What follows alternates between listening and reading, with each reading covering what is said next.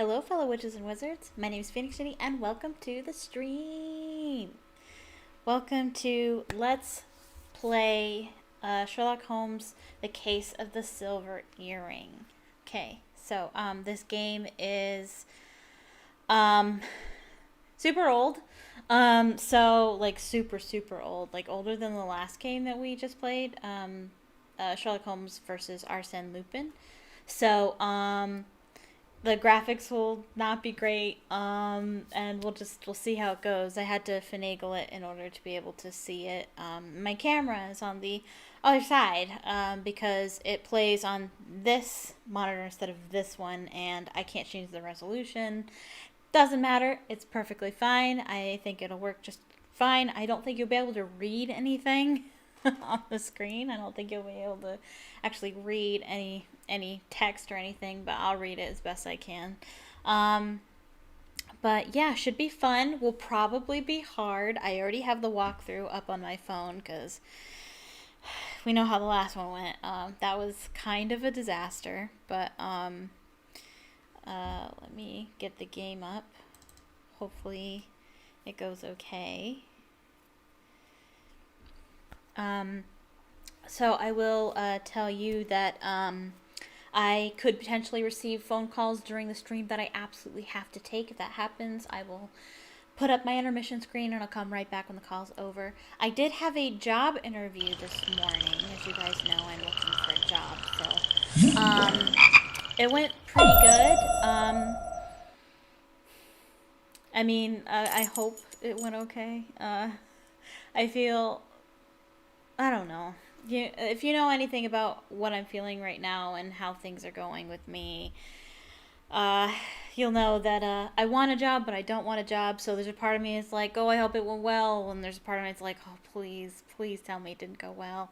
I know that I lied a little bit, like as you do. I think everybody lies in interviews, but like I feel super bad, but I kind of lied about how I lost my last job because I wanted to make myself look good, and now I look back on it, I'm like, man, if I had told them what really happened, then maybe, and it's not a big deal, it's not like it's not like I cursed out my boss or something, I didn't do anything super bad, it's just, I don't know, I was let go because I was super slow, essentially. I think I talked about this already. I was let go from my last job because they didn't like how slowly I did my tasks, and they told me to speed up, and I didn't, because they didn't really show me how to, they didn't train me very well, so I did the best I could with what I had, and I should have explained that. I didn't.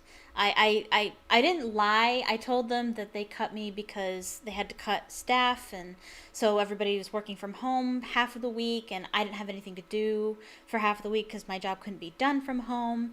And that's true, but that's not what they told me, and they let me go. Like, they were essentially paying me to do nothing, and so, like, I understood why they'd let me go, but that's not what they said when they let me go. They said that it was because I was too slow. I did mention later in the interview, when they asked me what my weaknesses were, I told them I'm super slow. So, which is, been an issue with all the jobs I've ever had. I just do things very carefully. I'm just a very careful person. I prefer to just kind of go at my own pace. I'm just not quick. I just don't do things quickly. So, oh, it's a Three Peens episode today. It's Tuesday, yeah. Sorry. My phone goes off. It dings every time because Facebook lets me know every time My Skirm goes live. I watch My Skirm on Facebook Live. Anyway, he's with Markiplier and Wade today. So fun. It'll be fun to check into once the stream is over. What was I saying? Yeah, so I lied. And I feel bad about that. But I don't know. It's in God's hands. So whatever happens, happens, I guess. If I do end up getting a job, they said that they'd let me know if I was going to get a second interview about tomorrow afternoon. So we'll see. If I get the job, obviously things are going to change here, especially for my streams, and I'll let you know if that happens. But we'll wait till that happens. Anyway, so hello, welcome to my live stream. I can't see the chat, I just realized. Gosh, dang it. I'm going to have to put my OBS down. That's what's going to have to happen. for whatever reason, when I play games, it shifts my OBS over to the other side of the screen, so it covers the chat. I'd rather it cover up the other side. Like, yeah, I wouldn't be able to... Well, I wouldn't want that either, actually. It would cover up the stream. Like, I try to cover up the numbers of how many viewers I have, because if I see I have a viewer, I get super nervous, so I'd rather just not know and just pretend like I always have viewers. So, I have one concurrent viewer right now, but it's probably me. I don't know how that works. But anyway, if you are watching, you can talk to me live in the comment section right over there. If you're watching this video after the fact, you can comment down below. Please leave a like on the stream. It helps, tells YouTube that you like it, and it's more likely to share it with other people. Same for the video. If you haven't already, click subscribe so you can get more content like this, and click the notification bell next to it so you can be notified whenever I go live or whenever I post a new video. My uploads are kind of weird right now. I kind of explained that yesterday. Tomorrow, I'm not streaming. I don't stream on Wednesdays, but I will be working on my uploads in the afternoon, hopefully. If not the afternoon, the evening. I will be working on something. But a new video will come up on Thursday for The Sims, my Snowy Escape Let's Play. Part 3 will come up on Thursday. And I will be streaming The Sims on Thursday. If you're interested at all in The Sims, you'll know that there is a new stuff pack coming out. And I'm really hesitant to buy it, not because I don't want it, but because I'm unemployed. If I do get employed, I probably will buy it. But if not, I suggest you support me. If you would like to see me play supernatural stuff, I'll do it live. I will make a family, make a story, and we'll just kind of play the pack together as soon as it comes out, which is next week, I believe. I can do that on live stream, but I need to be supported. If I don't know. It doesn't necessarily have to be money. If you would comment in the comment section somewhere in this live stream or on one of my videos, like, hey, I really want to see the supernatural stuff pack, please play it, then I'll get it and I'll play it. It's only $10, but when you're unemployed, $10 goes a long way. So if you'd like to see that, you could support me on Patreon. Patreon is in the link is in the description. If you can't support me on Patreon, that's okay. If you still want to see the pack, just leave a comment saying, hey, I want to see it. I'll be there. I'll see it. And you don't even have to be there live to see it. You can see it on a video after the fact, or comment anywhere. Let me know that you'll see it, that you want to see it, and I'll get it, you know. I might use my self sim, or I might make another... I was thinking of actually playing, I was thinking of playing a spellcaster. I call them witches and wizards. They call them spellcasters. That's super lame. I'll probably play a witch because I prefer to play female characters. As they're more fun to dress up, let's be honest. I don't know. We might play a spellcaster and do some ghostly things with the spellcaster life stage, whatever you want to call it. I don't know. We'll see. That's if I get the pack and if you guys want to see it. So, yeah. Not live streaming tomorrow, live streaming Thursday, 2 p.m. for The Sims. Nifty knitting is what we'll be doing. Yeah, so, I think that's it. I think that's everything I wanted to mention. So, yeah, brand new game. It's not super memorable. I played it once, and it was years ago. I think I was in maybe high school when I played this, which was years ago. I'm 28, so that was 10 plus years ago, so it was a long time ago. Hopefully you can hear it. Dear Mr. Holmes, please let me thank you one more time for your help in solving the case of the Turkish medallion. I'm sure that if the story could go public, the whole country would be as grateful as I am to you. As you may have surmised, I have a very urgent and confidential matter which requires your immediate assistance. You probably are aware that we are going to celebrate the birthday of a very important person, a member of the government. I can't mention their name in this letter for obvious reasons. The most famous and accomplished artists were selected and invited to perform. We are confident about their reputations. However, we have concerns about one performer in particular, a young Italian diva, Gallia. as there are certain rumours circulating about her. She has also provoked great acclaim in every European capital where she has appeared.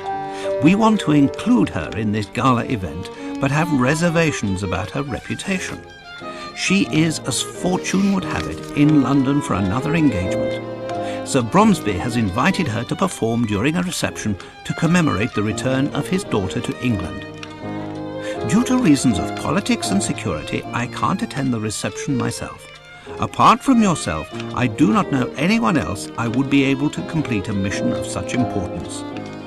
Together with this letter, I am sending 2 invitations, as I assumed your eminent colleague, Dr. Watson, would be accompanying you. A cab will arrive at 221B Baker Street at 8 p.m. to take you to Sherringford Hall.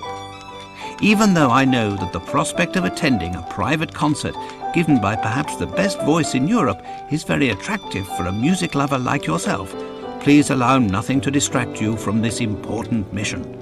Yours sincerely, Lord Cavendish Smith. How can we refuse a mission of such importance? Appearances to the contrary, I believe that the future of the nation can depend on our presence. Are you with me? If the future of the nation depends upon our presence, Holmes, then you can count on me. Watson's quite handsome. He's not portly, I guess. Please come right in. According to the request of Lord Cavendish Smith, during the dinner you'll be seated together. What do you know about Sir Bromsby, Holmes? I have never met the man, and I do not follow what is written in the newspapers. However, I can tell you that Sir Bromsby is a man of approximately 50 years old, tall in stature. He is impulsive and may be prone to violent outbursts. He is of low birth, has few intimate friends, and does not like women. He must be a very aggressive businessman who would not hesitate to go beyond the law if it served his purposes. I'd like to add that today he is going to make a very important declaration concerning his business. And you, Watson, what have you heard about him? Well, I doubt that I would be able to give as detailed a description as you have just recited. Holmes, how can you say you do not know the man and give such an account? Watson, you know my methods. Look at the stage and the stand near the fireplace. It is obvious that they are prepared for a very tall man. I see the hostess and servants anxiously glancing in the direction of a door from which their employer must enter. Their expressions go beyond nerves and suggest fear. Only a violent and unpredictable man can cause such anguish. Now look at the guests. The men present at this party are mainly composed of military officers and rich entrepreneurs. All of them are in their 50s and are clearly business associates, so I decided that he is of their age. Furthermore, to have risen as rapidly as he has in this society, Sir Bromsby would have to be a very ruthless and intelligent businessman. The women present reveal much. Beautiful women and young girls, all neatly but rather cheaply dressed. Watson, look more carefully. There are no chaperones. No ladies would appear in public without suitable escort, I assure you. They stare at the youngest gentleman to find a convenient cavalier and cluck like chickens at the smallest idiocy. In short, a man who would invite only business associates and women of the lower classes to the birthday party of his only child must have few friends, rather poor taste in women, and little regard for his daughter. Another item of note, but not the least, observe that group of men speaking very quickly. It's a group of reporters armed with their notebooks gathered together now that the time of the address is coming. These are not the society reporters for the Times sent to cover a gala birthday party. These are the regular reporters who had come only to gain news about the future of the Bromsby Empire. I will conclude by saying that no man, except a lunatic, would accept such an arrangement of tables and furniture. Look quickly, Watson. I hear applause. Sir Bromsby is coming. Ladies and gentlemen, let me thank you all for attending this special reception. In fact, this moment is a turning point for many people.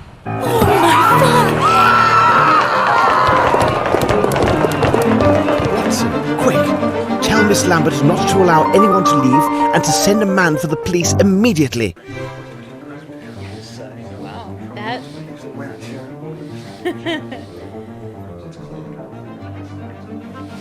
that escalated quickly. Is there a way? I don't think there is.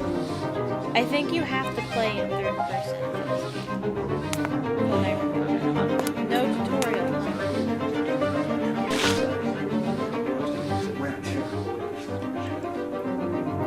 Oh, and our inventory's at the bottom. Dope. Ooh, that's pretty.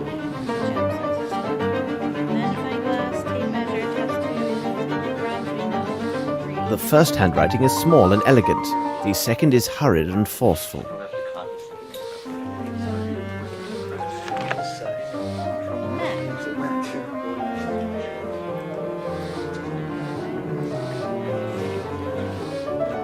Map of Bromsby Hall, probably. Conversations, documents. This is the document that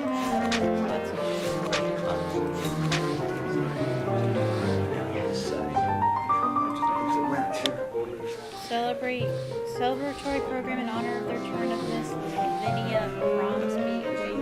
For 6 years at a Swiss boarding school and her 18th birthday addressed by Sir Bromsby French dinner, recital overture by Philharmonic Orchestra of Uxbridge, interpretation of Faust opera extracts by famous. Is that a D? Diva? Or is it an O? Galia? Garden party with English treatment? Okay. Oh, speech. Acknowledgements. If we know the person's present enough to forget to acknowledge them. You welcome your daughter. You then invite her to enter the ballroom when she's on the stage. You make your speech for the journalist. Don't forget the villager and the servant. Shooting at pigeons isn't mentioned in program. Miss Lambert added this at the last moment. Don't forget to mention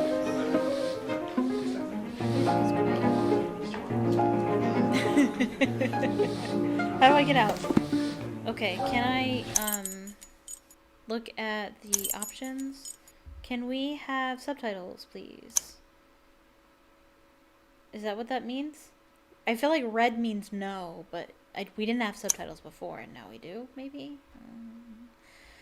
That might be helpful. I hope you guys can hear it, because I can't see my OBS. So, please let me know if you can't, because I can't click out of the game. So, I hope you guys can hear it. I don't know why you shouldn't. I checked the audio first.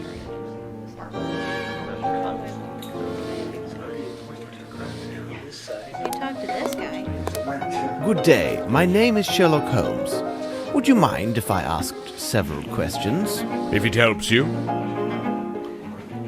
Did you notice anything peculiar at the time of the shooting? I jumped up, and then I looked in the direction of the shot. There, I saw that little flirt, Miss Bromsby. She seemed to be placing something in her handbag amid a cloud of smoke. Then she rushed to the stage. I must say, her sudden inheritance should be a fine present for her birthday. What precisely was your relationship with the victim? We were partners with the old scoundrel. I'm sorry, Sir Bromsby. He personally invited me. He gave me every assurance there would be plenty of fresh meat, if you take my meaning. Well, there was, but some of it was quite cold. Were you an associate of the victim? Yes, he seems so much bigger when he's lying down rather than standing. Well, thank you very much. It is nothing, dear fellow. Maybe the subtitles were on, they just aren't available during cutscenes?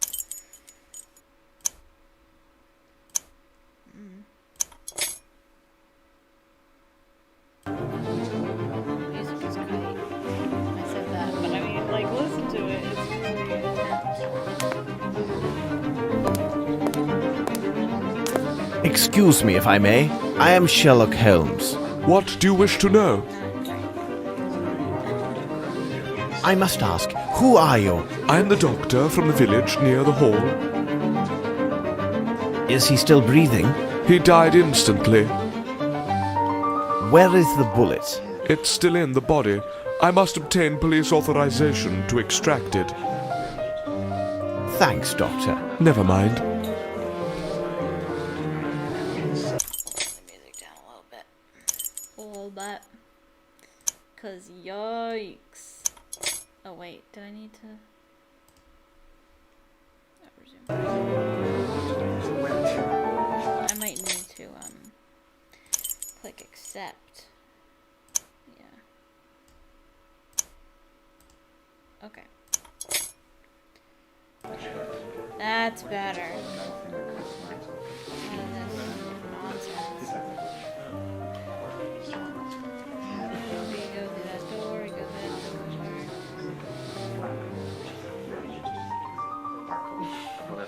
Go over here, go over here. Think double. I can talk to this guy. You do not seem the least bit alarmed. In India, I became quite familiar with the sound of gunshots. Therefore, their sudden occurrence does not alarm me as they would a woman or certain officers in attendance. Why didn't you intervene? It would have been of no use. Whoever he is, the man who did this is either a perfect shot or extremely lucky, because old Bromsby had no chance at all. Could you explain your presence at this reception? Bromsby sent me 2 invitations for myself and the wife. My wife has fainted due to the shock of these events. I do hope her condition will last a good while longer, so that I may toss off several glasses of this excellent sherry. Nobody's sad this dude is dead. Very well. Thank you. My pleasure. But I mean, Sherlock did say. Oh, you know what? I wonder if I can use this thing. How that works. There's no tutorial. Talk to this guy. Let's see anything.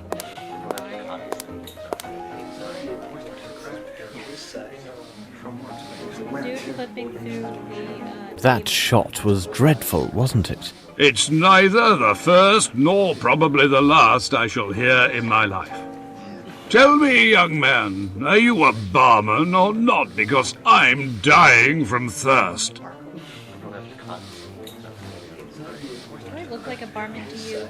Did you have a personal relationship with Sir Bromsby? What impertinence! I will answer questions of this nature only if they issue from my superiors or the authorities, and you, sir, are neither of those. Okay, bye. Well, I must leave you now. All right, young man. Okay, bye, love you. You could go out the door. Excuse me, could you answer some questions? You're quite welcome. Where were you at the moment this tragedy occurred? Like all the servants, I was in the ballroom. 'Twas the special orders of the old crab. In my opinion, it was done in particular to have more people there to applaud him. Cunning old bird, wasn't he? What sort of man was Sir Bromsby? I mean, as an employer. Troublesome and bad-tempered, but he paid well. Are you personally at the service of the Bromsby family? Yes, there are 5 of us who serve in the Sherringford Hall. There are Mary and Sue, the maids, Carl, our chef, Lamb, Sir Bromsby's coachman, and myself. All the rest were brought in just for the reception.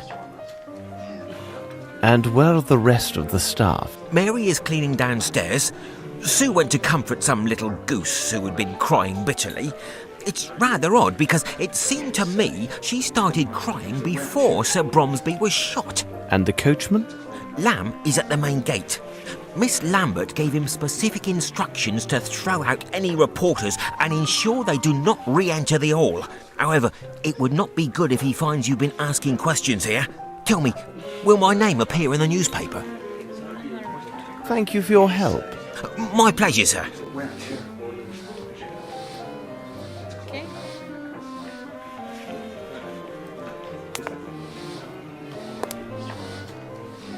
Well,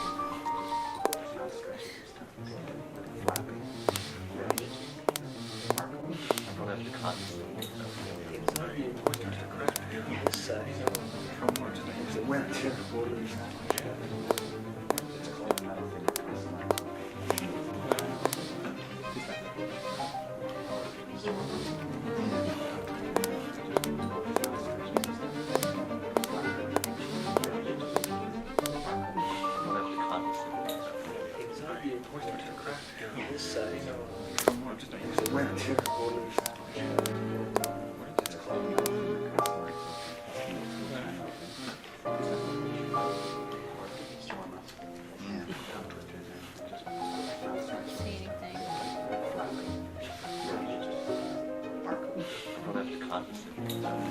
Can you see what I see? Look at this man over here in this corner. Can you see him?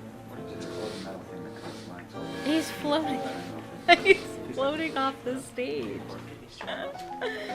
The stage is clearly down here.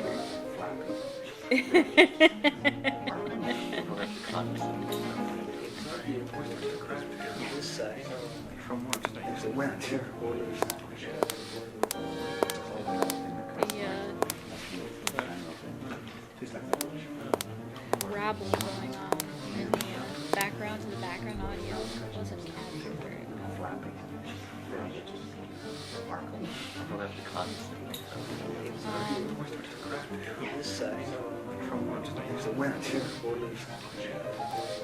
Can't look at the stage or anything.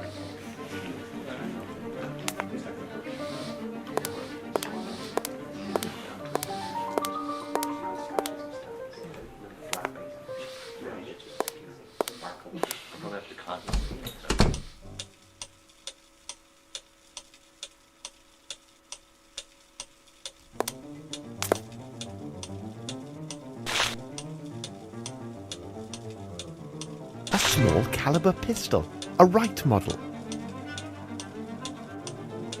Tickets of train and boat from Geneva to London. Train and ship tickets from Geneva to London.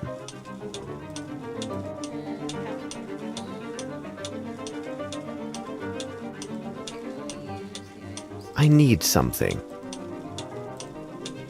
I need something. I need something. I need something. I need something. I think test tube he needs. There's dust. Excellent. Excellent. Oh, hey, look at this picture. It's a stock picture. It's in Her Interactive uses it for Nancy Drew. This picture, I think it's in Blackmore Manor. I think I've seen this somewhere too.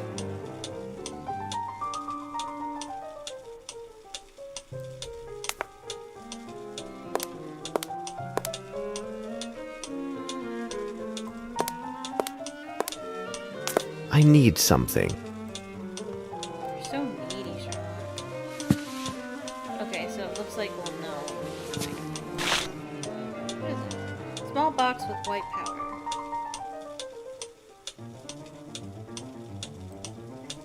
Okay. Is there anything special over here?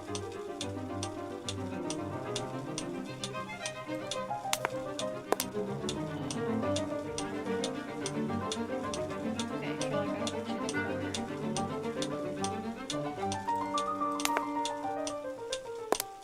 How do I make him go the other way? Come this way. How do I make him go this way? How do I make him go this way? Oh no. I'm stuck. Help! I want to make him go back. How do?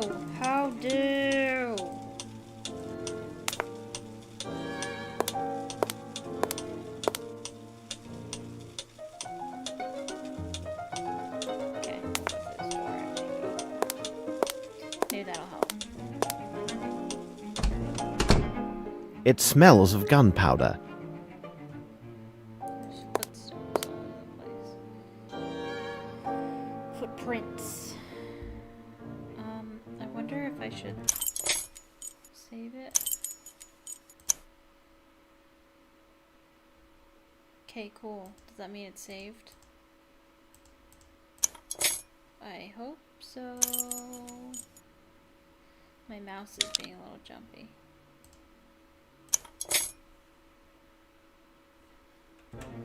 It's concerning. Handsome armor. Handsome armor.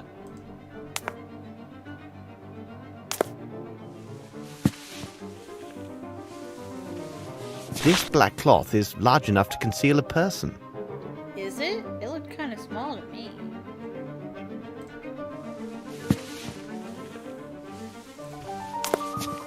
Handsome armor. I can't. Does that mean I can do something with it? Handsome armor. I don't know what. Handsome armor. And I can't look at these footprints on the ground. And I can't move forward at all. At least I haven't figured out how to do that yet. Oh, maybe. Oh! There is a greasy substance on the door handle. Oh. Seems to be a sauce.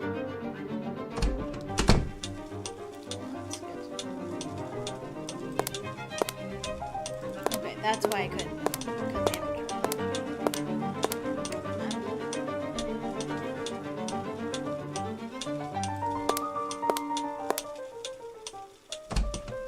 This room was rarely used. Everything else is in order.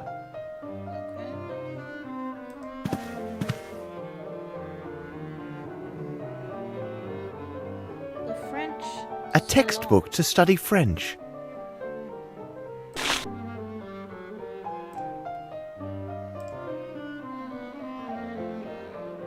A calling card written in French. En français, huh? Where do I have it? It's right here. Louis Philippe de la Musardière, Imperial Head Waiter and Wine Waiter, Emeritus Knight of Frankfurters of the centuries-old assembly. Poilou. I think is how you pronounce that. Poilou. I don't know. I am studying French, but I'm not fluent by any means, so I didn't really understand any of that. I can't look at anything on here. I don't believe you. Go this way.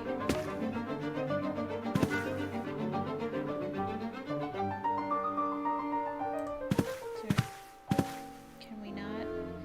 Can we not? Very interesting. What a pleasant picture. And this lady is wearing a very nice earring. Is it a silver earring? Can I look at it? Let me look at it. To the future great actress, with all my encouragement, Veronica Davenport. Okay. I need something. This? I need something. No. Test tube. Look, what's this?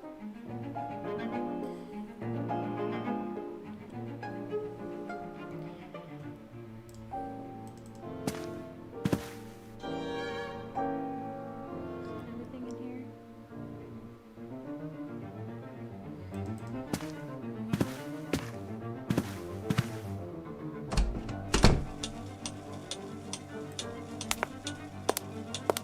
There is a greasy substance on the door handle. Seems to be a sauce?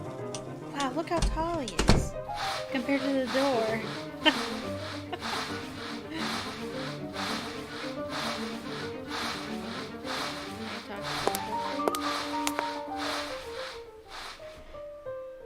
Excuse me, but would you be Mary? What do you want, mister? Did you hear the shot? Of course, I heard everything. But I didn't stop my work. Imagine that someone else had been killed and not my master. Oh, he would have given me a good talking to. What's happened here, on this carpet? An idiot from Hertford's turned over the fowl. Sir Bromsby passed by without even taking notice. It did seem his mind was elsewhere these days. Of course, it was probably because of Miss Lavinia's homecoming. What do you think of your employer? He could be the very devil at times, but not the worst. If you had just known my father. And then the master was so generous with our wages. Did you observe anyone pass this way after the shot was fired? No one's come this way, not from the moment I returned after emptying my bucket, and the whole while I've been cleaning. I only saw Scott, who was in the ballroom. He half opened the door to tell me the news. Thank you, Mary. Not to worry, sir.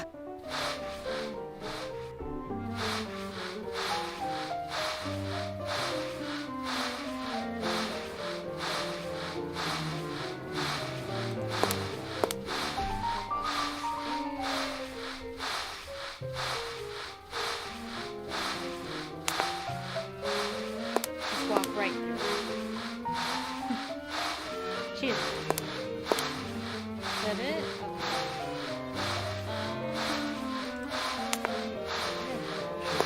Okay.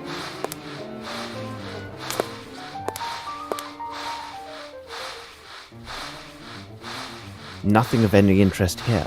Nothing of any interest here. Okay, we won't go up the stairs. Just walk right through.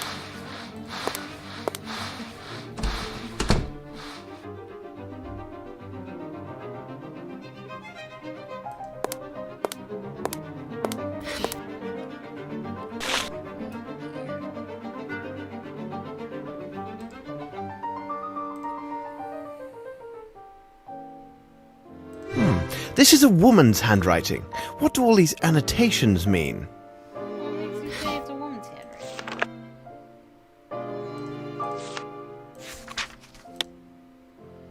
What makes you think that's a woman's handwriting? Guest list: Mr. Satterthwaite, Major Lockhart, Mr. M. Grimble, Mr. M. Fowlett, SHB Montcalf, Expiate, Mr. A. Smith, Mr. Crawford, Sir F. Picton, Miss Roundtree, certainly bit next to it, Mr. and Mrs. Is that Uxbridge? With a 0 by it, Mr. F. Edford, Mr. Jack McCannon, Mr. and Mrs. G. Sutterhine, Mr. and Mrs. D. Johnson, Colonel Patterson with a swirly bit and an X, and Mr. U. Hedge. I don't know why there's an N in front of it. Mr. and Mrs. Blackface, Miss Nellie, Miss Laura, Mr. H. F. Graham, Mr. G. Sweeney with 0 by it, Lieutenant J. Simon, Miss L. Ingalls, circly bit, S. Greystock with a circle, S. MacLeod, S. G. Speed with a circle, and Dr. Jekyll.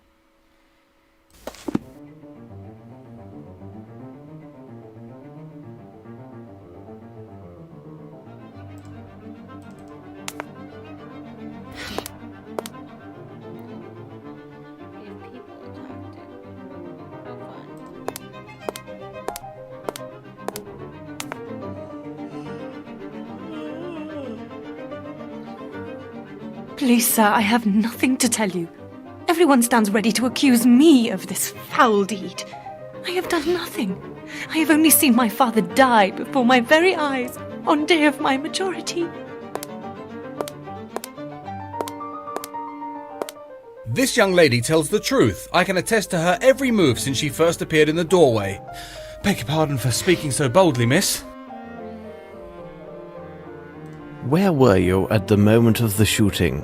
I was near the bar speaking with Colonel Patterson. Everybody started applauding and turning towards the stage. I turned to look through the crowd. Did you notice anything in particular? When one of the doors opened, I did see a person hidden from the other's view. A beautiful young lady stood just at the threshold. I felt somewhat ashamed for staring at her so intensely, but her considerable charms captured my full attention until the dreadful shooting took place. Are you sure it was Miss Bromsby? Yes, Colonel Patterson was next to me and can confirm what I saw. It seems to me that no one else was near us at that precise moment. What is your reason for being here? I owe it to Colonel Patterson. We met each other several days ago at his club. He kindly persuaded me to accompany him. I guess the conversation's over.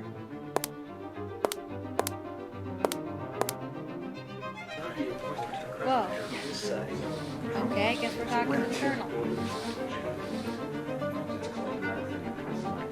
Why's that bottle? Sir, now will you answer my questions? I am listening to you. Where were you precisely when the tragedy occurred? We had been standing at the bar until the shot rang out, and I personally remained at the bar after it. Pride of the Queen's Navy. Did you happen to notice Miss Bromsby at that moment? Impossible.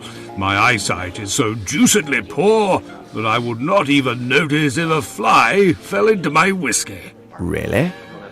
Yes, damn shame. But I have a fine ear. I can offer much when the questions are about sounds. I can tell you that from all the applause, that old Bromsby had arrived and entered from my right. For the sound to have carried so well, the crowd must have been parted in that direction. I will add that if Lieutenant Harrington says that he saw a flea dancing with a fly in this place, you can take it on trust.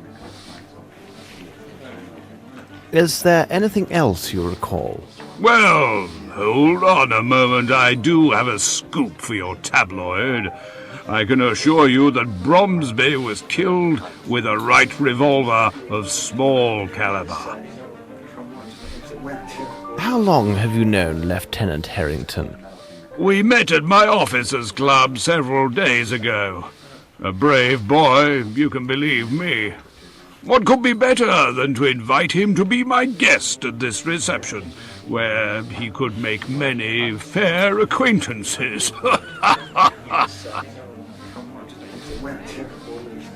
Thank you for this information, sir. Colonel to you.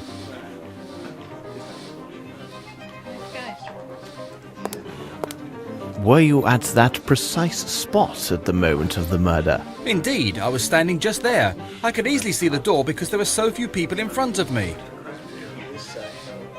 What did you do right after the shot was fired? I left the room as did almost everyone. I must leave now and make my excuses to Miss Lavinia for my behaviour, don't you think?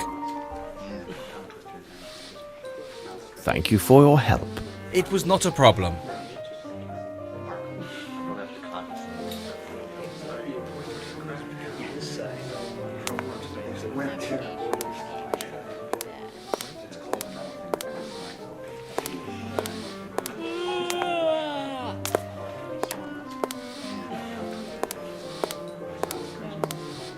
Run option. Wait. You're talking to him. Wait a minute.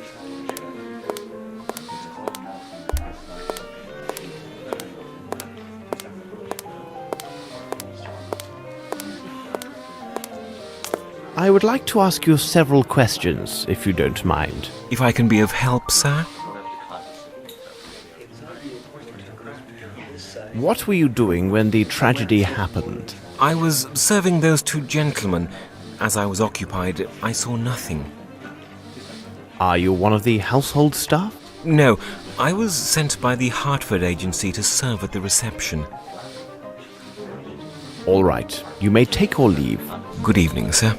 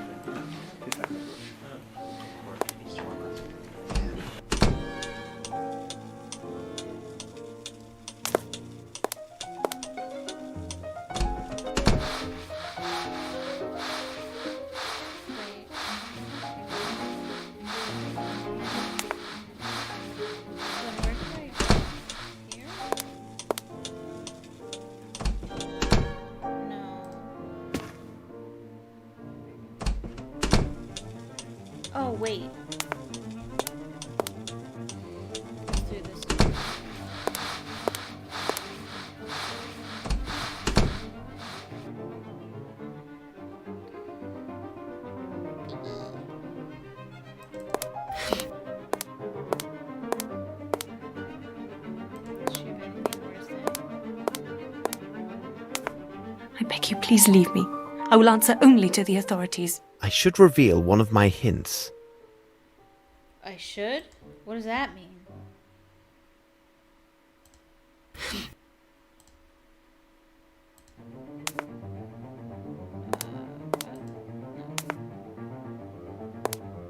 Miss, this revolver, is it yours? Oh, dear God. Why would you require a pistol? My father gave it to me shortly after I arrived. Dear God, what will the police make of this? I swear I did not kill my father. No. But why would he press you to carry a pistol? He seemed most anxious for my safety and his own. He told me that he would explain everything to me later, after the reception.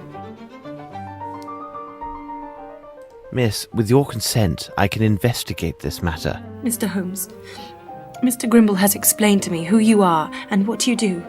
I would be eternally grateful if you could find out who killed my father. That's all right. I must leave you now. Be strong, miss. Thank you, Mr. Holmes. I can't talk to him. Let me introduce myself. I am Sherlock Holmes. Oh, Mr. Holmes, the infamous detective. We are heaven blessed by your presence.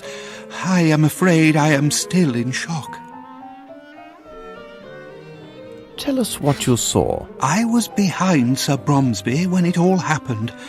I am sorry, but as such I could not see anything of interest. But I am convinced that Miss Lavinia had nothing to do with it. Whom do I have the pleasure of addressing? Oh, I forget myself. We haven't been properly introduced. I am Herman Grimble, advisor to the late Sir Melvyn Bromsby and minority shareholder of Bromsby Enterprises. So you knew Sir Bromsby well, then? What a sad end for such a great man. We first met in India several years ago. That would have been before the birth of Miss Lavinia. We have been business associates and friends ever since that moment. What sort of man was Sir Bromsby? He was a man with strong character that at times seemed excessive. He was unyielding, but he was a good man. Have you any knowledge about the succession of his business interests? I believe that Sir Bromsby had drawn up his will with his attorney and friend Horace Fowlett. When it is read, we will know more about the specifics.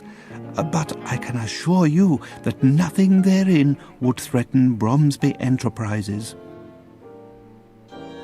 We have found Sir Bromsby's speech. There's something quite puzzling about it. Ah, you talk about the notes that I left for him.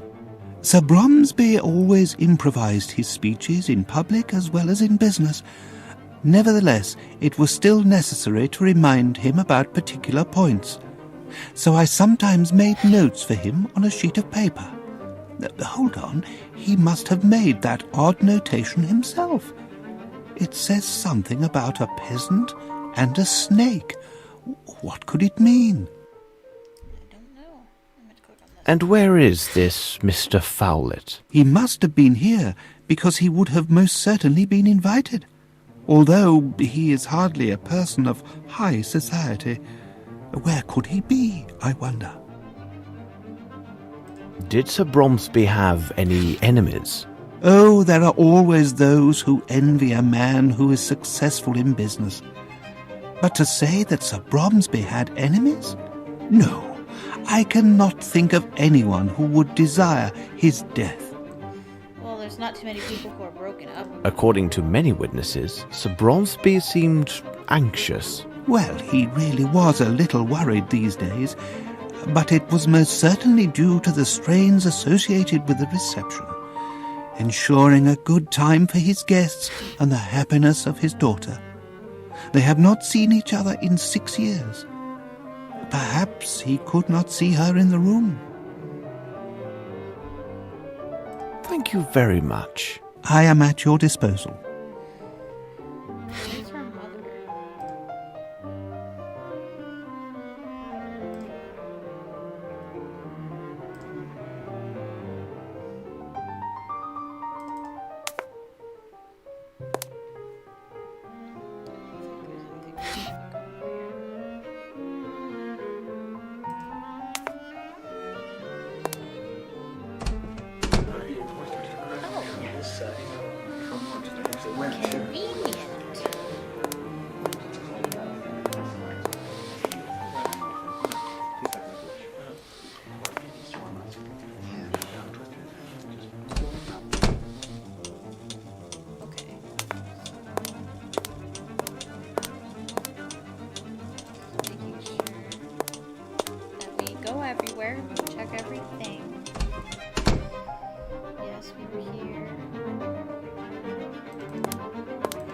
I need something. There's something here.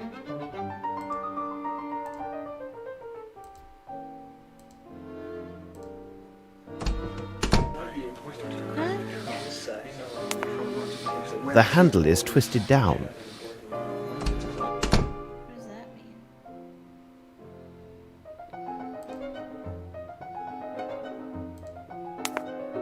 I'm confused. There's something on the wall there. I can't click on it. Here, go over here. There's a scuff mark right here. I need something. I need something. I need something. White powder. I need something. A bag. I need something. I need something. I need something. The tracer powder is located at 1.65 meters from the surface. Okay.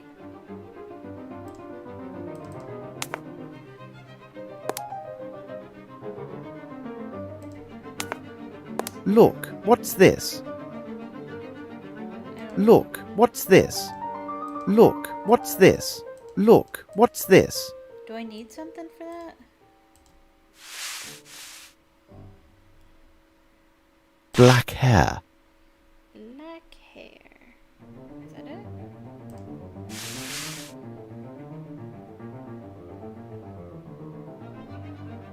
Looks like it goes inside.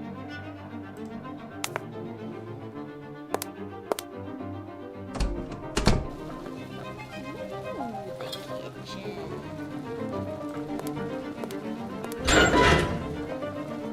This is diabolically heavy. Nothing of any interest here.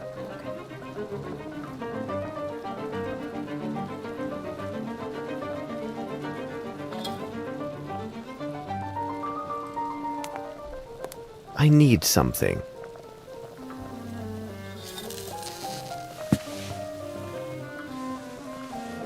It is a poor copy of a uniform button. The cannon insignias are hand-drawn.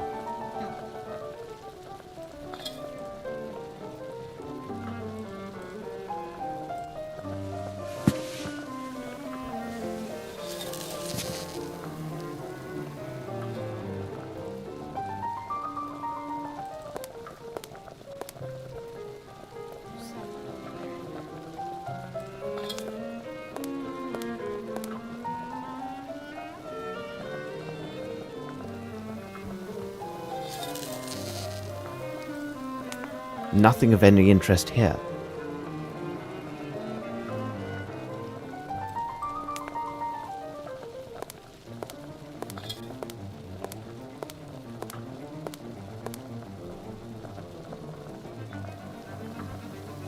May I help you? Hello? Are you aware of what has just happened? Yes, it seems that our master has got himself killed. Scott told me that much. On his daughter's birthday. And all these nice dishes. It took me so long to prepare them. What a disaster. How would you describe Sir Bromsby? Well, as an employer, he was not easily satisfied, always insisting on some Indian or French dish. That old fowlet put it into Sir Bromsby's head that this Frenchman prepare better meals than the English. He would have had my master eating frogs stuffed with snails if he could. A Frenchman? Yes, a squint-eyed Frenchman. That must be done like this, and this must be placed like that. Well, he may well be a connoisseur of fine cuisine and service, but of everything else, Miss Lambert dared not even contradict him about the tablecloth's colour, though Bromsby hated white and insisted on blue to match the colour of the daughter's eyes. And look how he placed the tables in the ballroom. I have never seen tables arranged in such a manner. The lid of your dustbin is quite heavy. It makes some noise, doesn't it? At least we know when somebody closes it. I was in the cellar, and I heard the lid closing a little before that, what you said was the shot. I heard it again right after, but that surely must have been Mary, our maid. You say it was Mary, the housemaid. How can you be sure? The first time I saw her with my own eyes, when she came to empty the rubbish. She cautioned me not to fall asleep in the storeroom. She always has something amusing to say. The second time, I didn't see her. I only heard the lid close. I will let you get back to your work. All right. Good night, sir. He's just gonna look at me like that.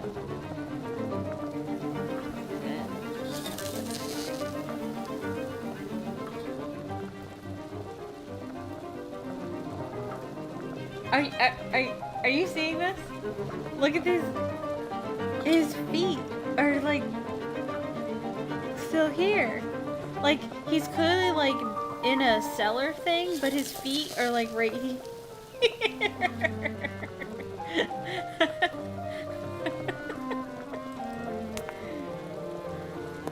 Okay.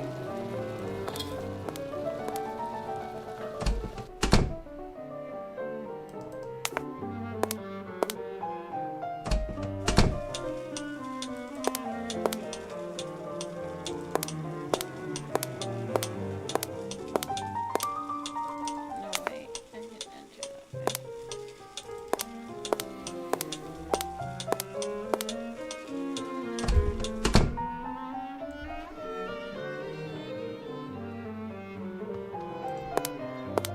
I need something.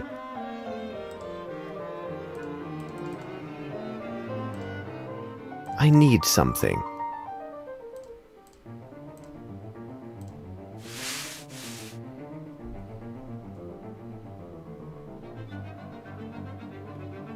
Curious, this flaky ash does not come from this cigar.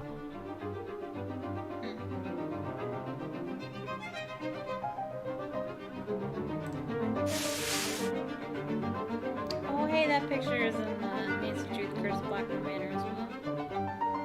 Isn't it?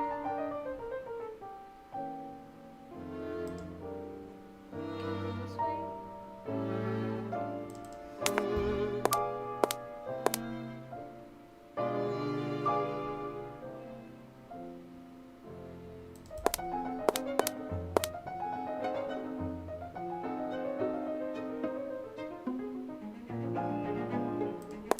Look, what's this?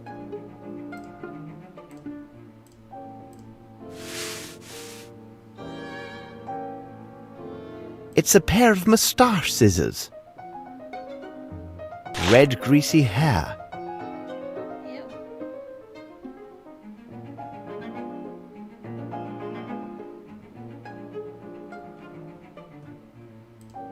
It's a pair of moustache scissors. Am I supposed to do something with it? It's a pair of moustache scissors. Maybe not. This way?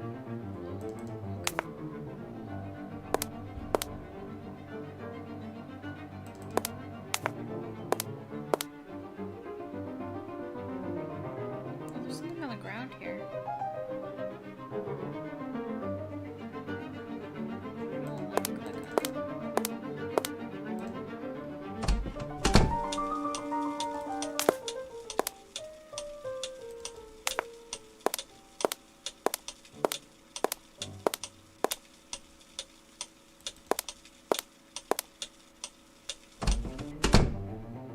Okay, we've been here.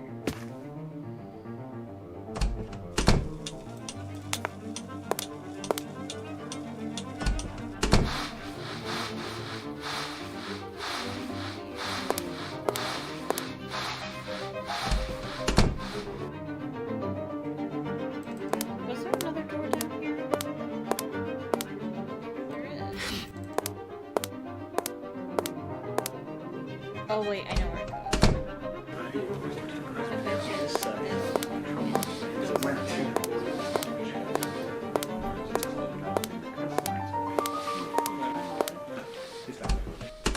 Yep. I knew it.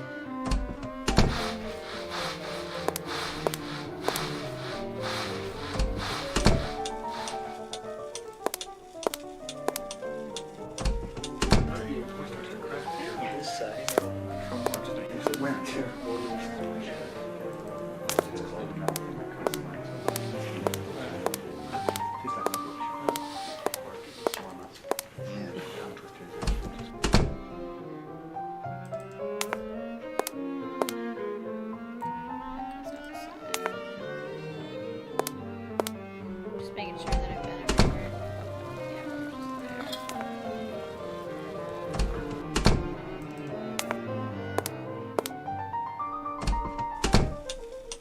Okay.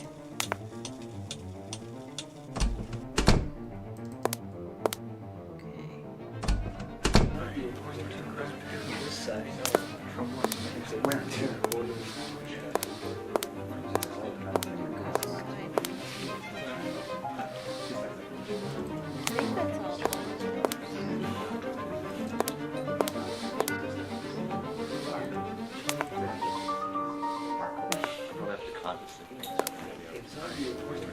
It is not the time to join, Watson. I have not examined everything.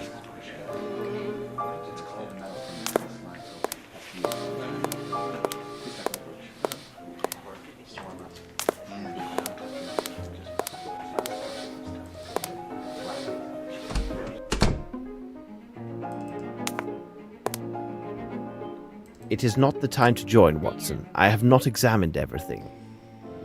Oh dear. I don't know what to do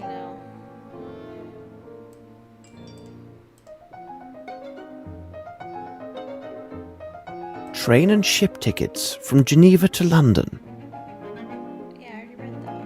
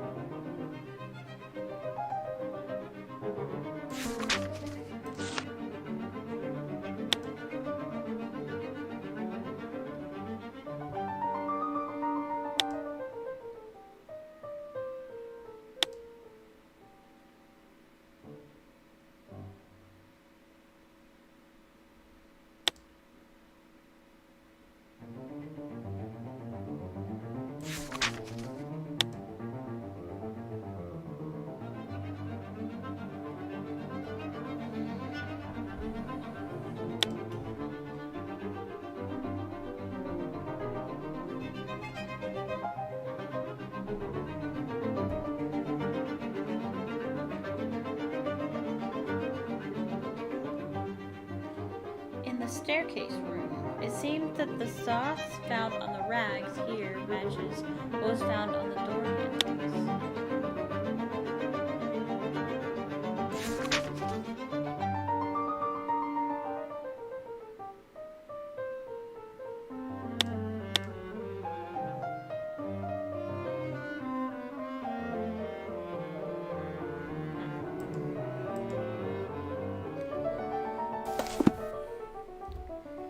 I don't know what to do.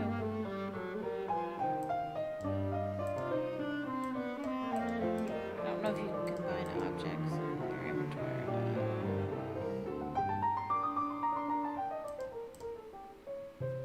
Wonder if we could talk to anybody further.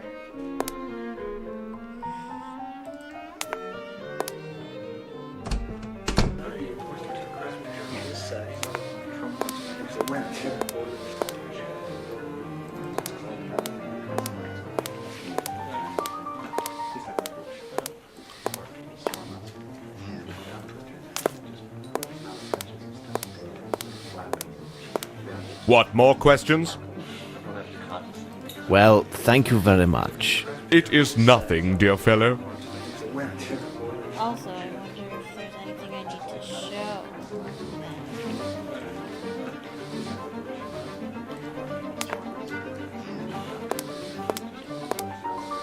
Sir? Thanks, Doctor. Never mind. And I wonder if the game will tell me.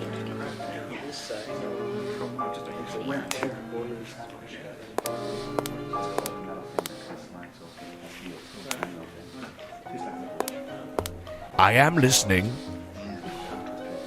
Very well. Thank you. My pleasure.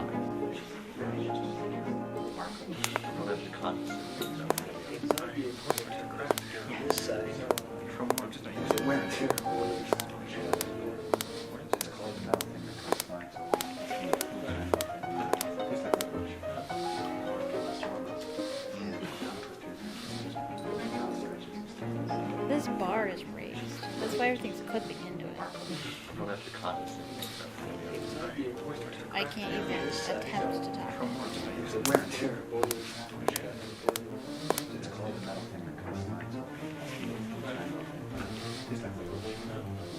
Young man,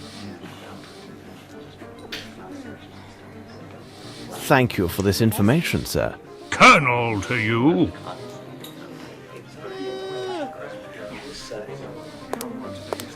Can I be useful to you? I wish you would. Thank you for your help. It was not a problem.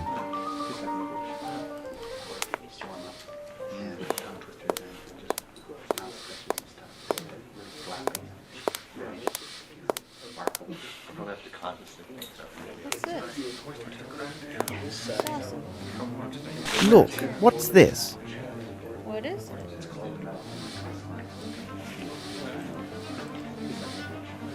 Piece of dirty white clothes.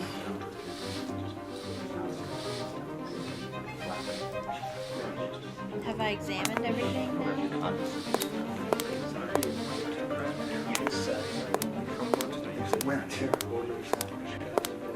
It is not the time to join, Watson. I have not examined everything. That was small. That was hard to see.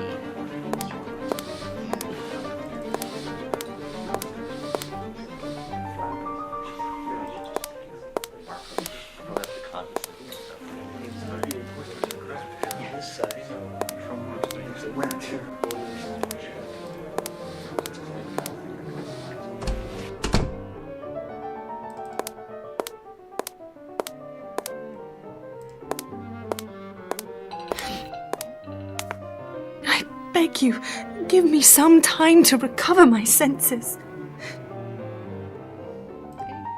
Is there any news, Mr. Holmes? Thank you very much. I am at your disposal. Can I...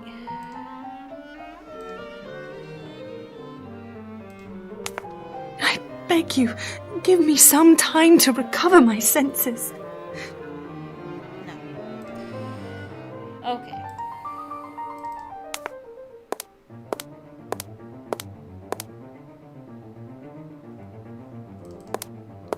I'm gonna try talking to that maid.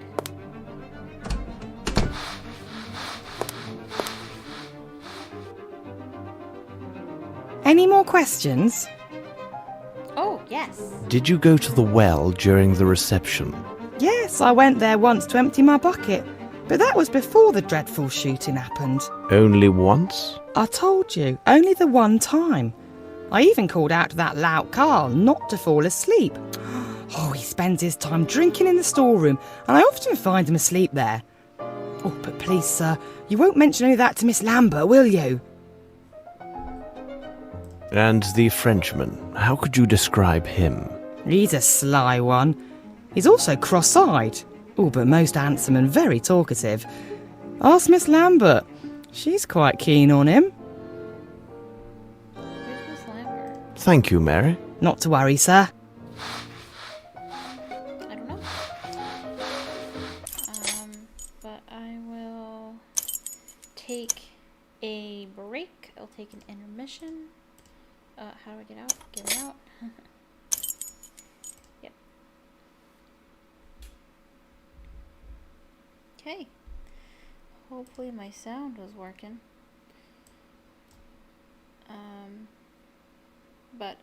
Yeah. Okay. So I will take a 15-minute intermission, and now is a good time to stand up, stretch, get a drink, use the restroom, do what you gotta do, and I'll be right back.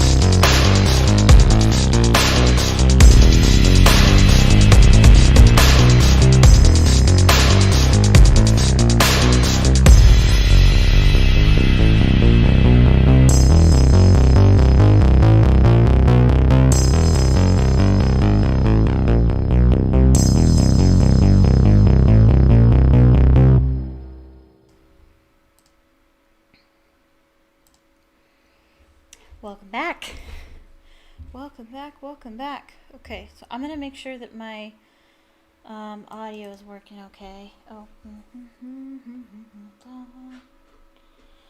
just realized my headphones weren't plugged in. I'm just gonna make sure that the audio is working okay.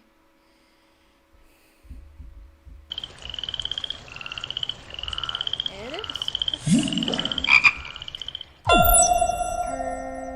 Perfect. Okay. So, let me close out and put my OBS away and come back in. It's snowing outside. It's got thick, fluffy snow outside right now where I live. Okay. So I did look at the walkthrough. I took a peek. And it looks like I do need to do something with the footprints. I think I need to measure them. I think that's what's going on. So we'll go ahead and do that. Get back in.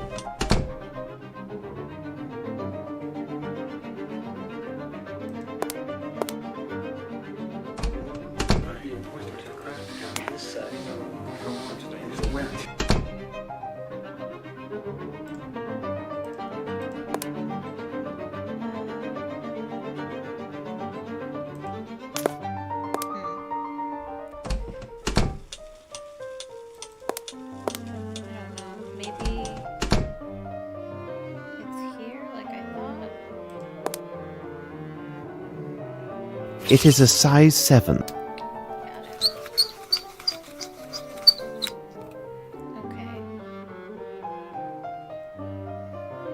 Is that all I needed?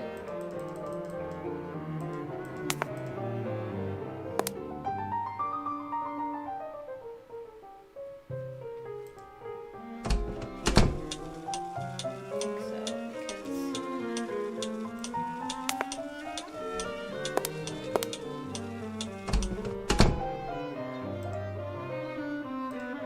I think he's supposed to say, hey, I should go meet Watson.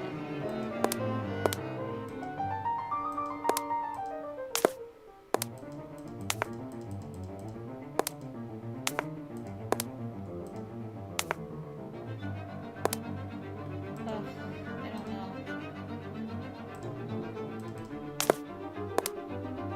It is not the time to join, Watson. I have not examined everything.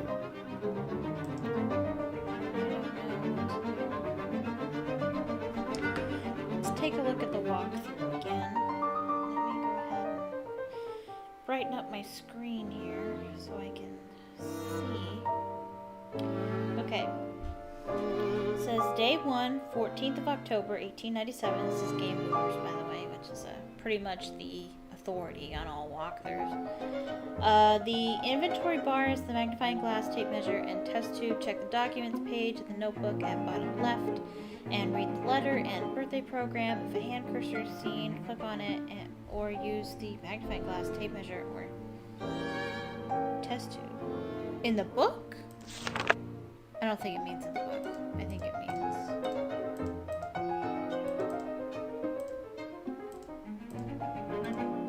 I'm just testing this out here. I don't think it means the book. I think it means in the scene.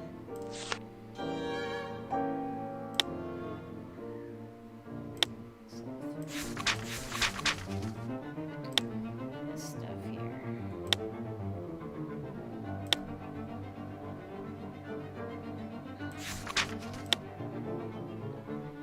Okay.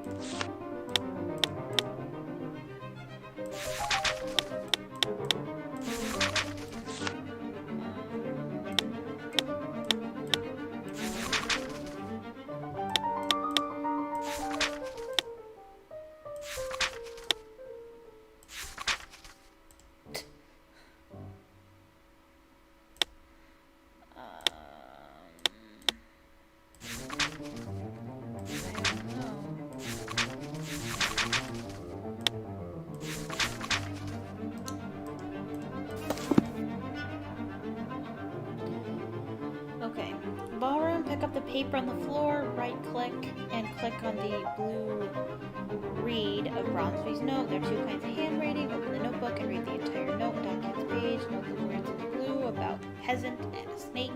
Click the notebook again to close it. Talk to the doctor, checking Bromsby about everything. The bullet is still in the body. Talk to Grant Sweeney, standing right at the stage about everything. Let's check the direction of the shot. Go left to the ballroom and talk to Major Lockhart. Standing by the columns, go down the aisle, and before the door close to the window, pick up the piece of dirty white clothes off the chair. Yeah, we just did that. Go left to the front entrance and talk to Scott Brim, sweeping the floor. There are 5 on staff. Mary and Sue are the maids, Carl's the chef, Lamb the coachman, and Brims. Talk to Colonel Patterson, standing by the bar. Come back later when he will talk to Sherlock. Go back and exit the door in front of the chair you got the piece of cloth from. Sherlock knows that the handle is twisted down. Hallway with armor. Sherlock knows that it smells of gunpowder. Note the footprints on the floor and where they lead to. Look on the floor behind the base of the armor and pick up a black sheet. Look on handsome suit of armor. Look on the door frame and see spots. Use tape measure and the powder smudge. It is a meter 65 from the surface, 5 feet.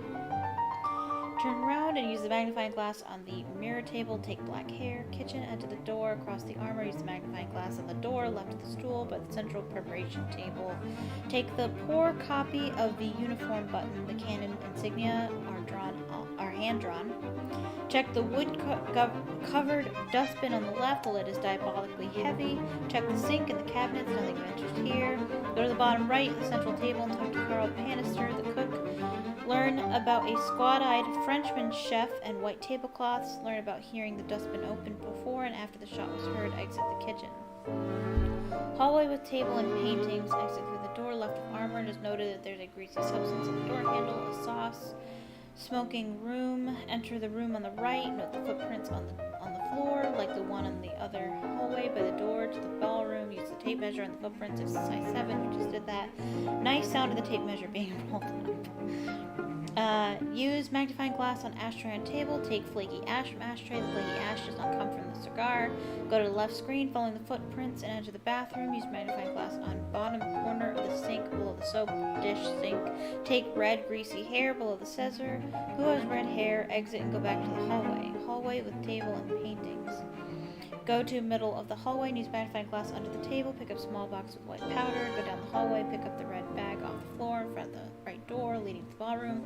Unpack the bag to get Lavinia's passport, train and boat tickets from Geneva to London, and a gun, small caliber Wright model pistol. Read the tickets. Use the test tube on the dust on the floor beside the bag. It is in inventory as white powder. Ladies' powder room. Enter the left room. Take the photo of a pretty young woman on the mirror. She's wearing a very nice earring. Open the document page of the notebook and look at the photo by clicking on it on the left page. Veronica Davenport.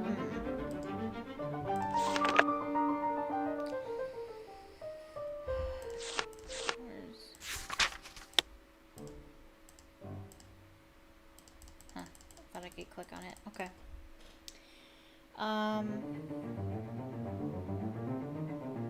Where was it? Use the test tube on the circular spot on the table. What's this? White powders in the inventory.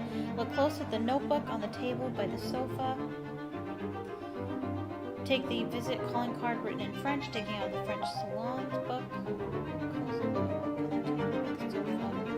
Did I do that?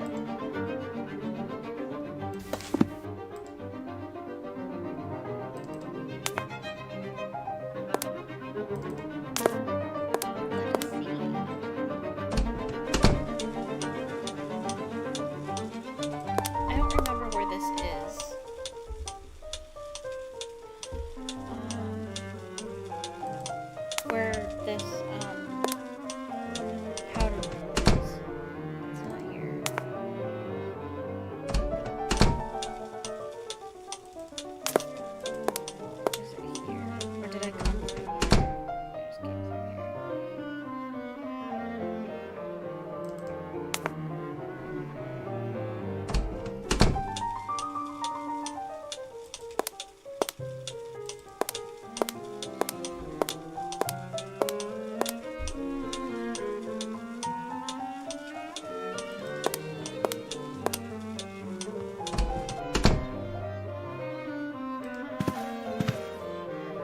textbook to study French. It says, look close at the notebook on the table by the sofa. So I'm guessing that means here. Take the visit calling card written in French, sticking out of the French salon book. Read card, open documents page in the notebook, and see that it is Louis Philippe de la Massadiez calling card. What impressive titles! Yes, we got the French calling card. Staircase, go back to the hallway through the door. At end of hallway, the handle is greasy sauce. Also like the other door handle. Talk to Mary about everything, especially about the trash bin. Go left to next screen. So...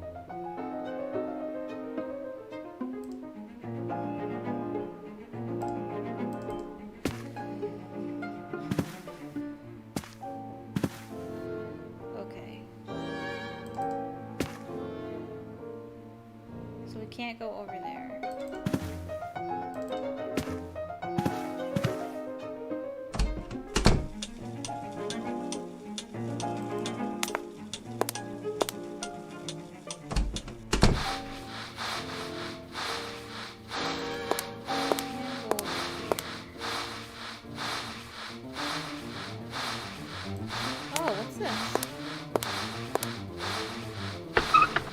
Blue tablecloths, yet they are shorter than the white ones used in the ballroom.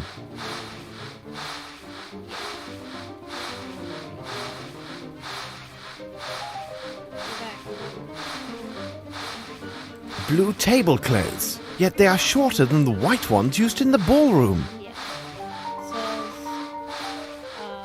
go to left screen, forward to the cabinet, right of the chairs, and see shorter blue tablecloths. The stairs going up is inaccessible. Banquet room, enter the other door, take and read the guest list from the table, read it in the documents page, in the notebook, note that some names are marked with X's, dots, and circles.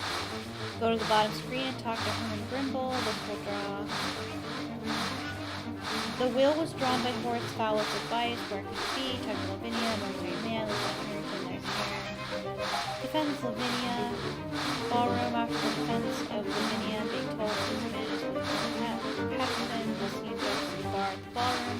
Dr. Colonel Patterson is actually very bad, but for hearing, sees no problem with the right Gribble caliber. Talk to Lieutenant Harrington, Kirby left the bar, talk to Hunter Barman, and talk to friends, sweeping the floor and ask about the Frenchman. Oh! Yeah, talk to Brennan. The guy sweeping.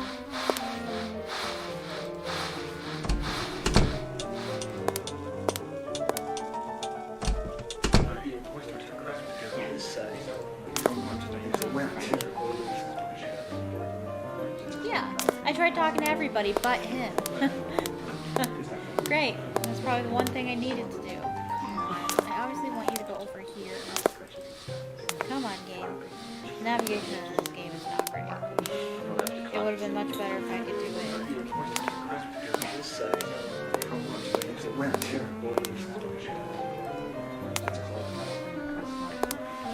it. Sir?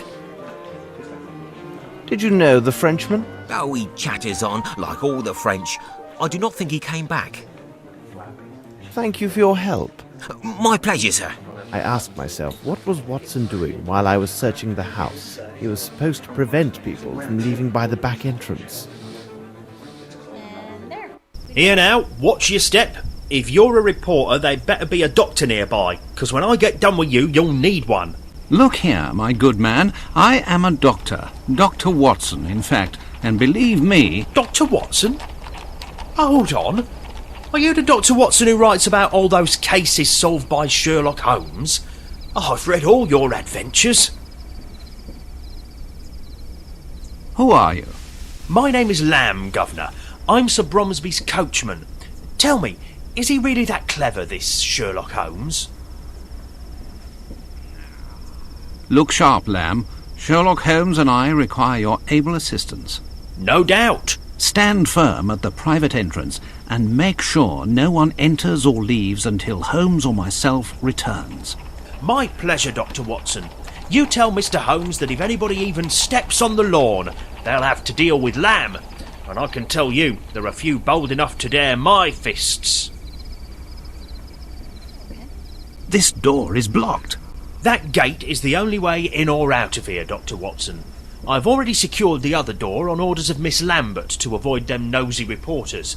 If anyone tries to make a break through the garden, they won't get past me. I leave you, Lamb. Right, I'll stand guard.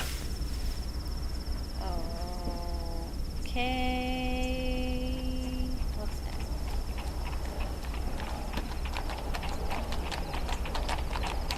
Watson's cursor is different from Sherlock. Interesting. Let's talk to our suspects here. Miss Lambert, I have been looking for you. What a tragedy. Simply dreadful. Can't believe what they're saying about Miss Lavinia. Why did you open the gate so hastily? I was so upset. I know now it was imprudent. I should have waited until the authorities arrived, but some of those gentlemen were so loudly insistent that I yielded. Have you informed the police? The village constable attended the reception. He left on his bicycle, I assume to inform the proper authorities. He told me that an inspector from Scotland Yard was already in the area on official business. I know nothing about the nature of his business, but I was told he should arrive soon. What sort of man was your employer? Oh, he was a great man.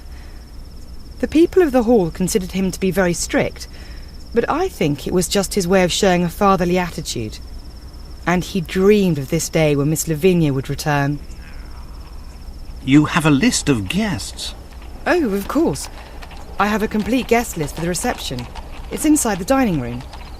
I believe the police will have need of it.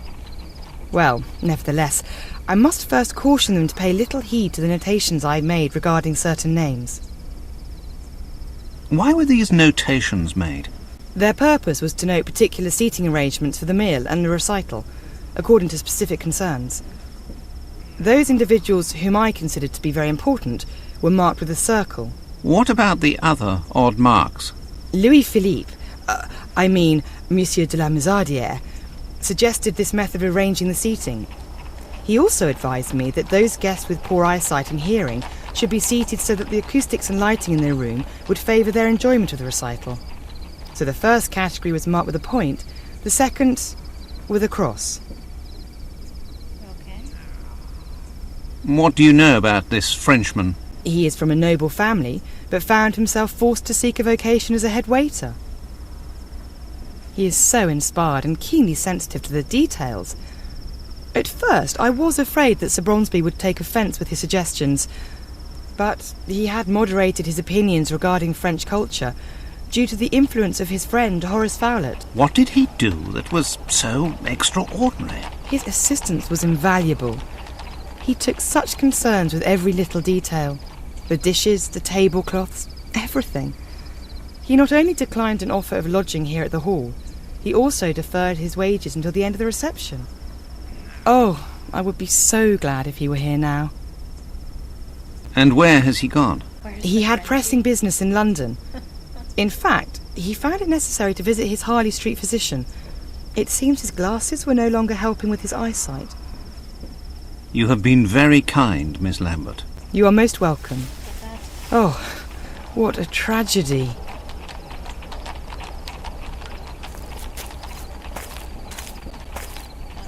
Oh, wow. A lot of people. Hello. Please excuse me. I'm investigating the murder that has just happened. Oh, yes. Well, that is good. What would you like to know? Wow. Calm down. Where were you at the moment when Sir Bromsby was killed? I was near the stage, and I saw him falling. Oh, my goodness, it was terrifying. I ran for the door, but despite all my efforts, it was blocked. But your costume is torn. How did this happen? When I was trying to open the door, the crowd dragged me away.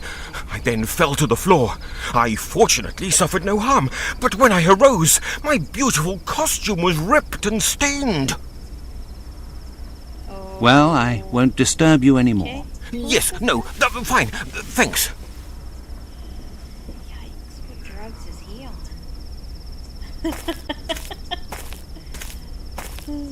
Excuse me, may I speak with you? Yeah, your servant, sir. Are you one of the domestics employed by the hall? No, I am the personal servant to old Satterthwaite. He is there, sitting on that bench. He seems right enough, but he refused a small drink for his health. Surely he cannot be well. Tell me, what have you seen? I heard the shot, then such a strange noise, and the next thing I know, all those money bags are running in a mad rush with their wives or whatever. Thank you for your help. My pleasure. And you, what are you doing here? I'm waiting for Miss Roundtree, the niece of that banker chap. She is inconsolable, all because her admirer of a mere 3 days' acquaintance had already abandoned her. Nothing unusual about that. There is no worse-tempered female than this girl. Well, maybe other than my wife.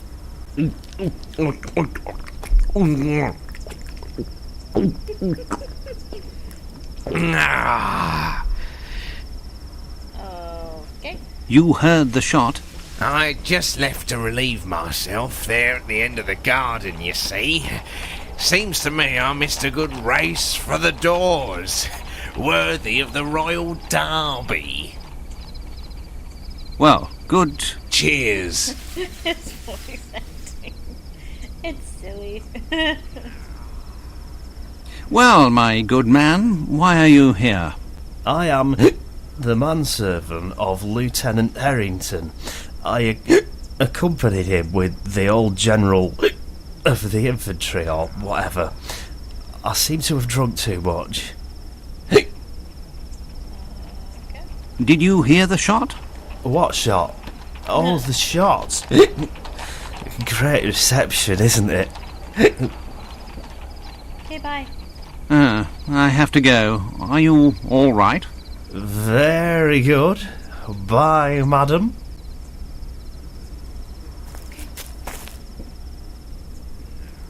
Let's talk to these ladies over here. Ladies. Are you a relative of the victim? No. In truth, I always mocked Sir Bromsby. I am upset because my friend did not arrive as She's not even promised. As beautiful as she is cruel, apparently. Do you work here, miss? Yes, my name is Sue. I am a maid for the hall. Where were you when these tragic events took place? I was serving when it happened. I ran straight for the door, just like the others. I swear his daughter must have done it. She's such a strange one. How so? Thank you, miss. We may Yeah. talk with you again. Oh, I hope so. I have questioned everyone here. I'll go see if Holmes has finished on his end. Holmes! The gate! I know, Watson, but it is of no real consequence. To question all these people would be a tiresome activity and would be of no value to this inquiry. Such ordinary inquiries are best left to the police. They have their purposes. As you like, Holmes. Now, Watson, to put your mind at rest, I can see that you have done well in my absence by placing the formidable coachman at the gate. I also imagine you have already spoken with Miss Lambert? Yes, and some other people too. Hold your report until I return to Baker Street. Meanwhile, be a good man and look to the gate. I must be informed the moment any official arrives. As always, I depend on your able assistance, Watson.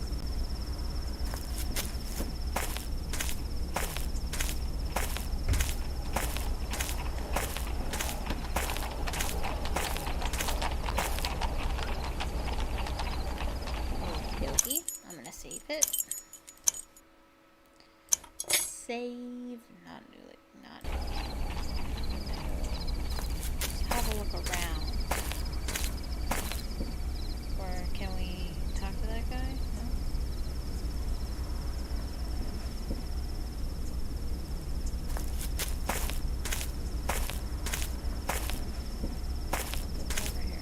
I need something. Magnifying glass.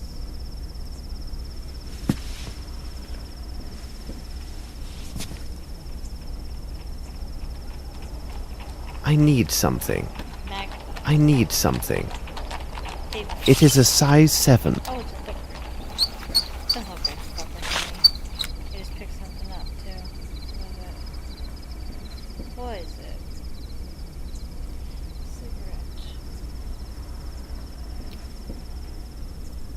Yes. That exactly. We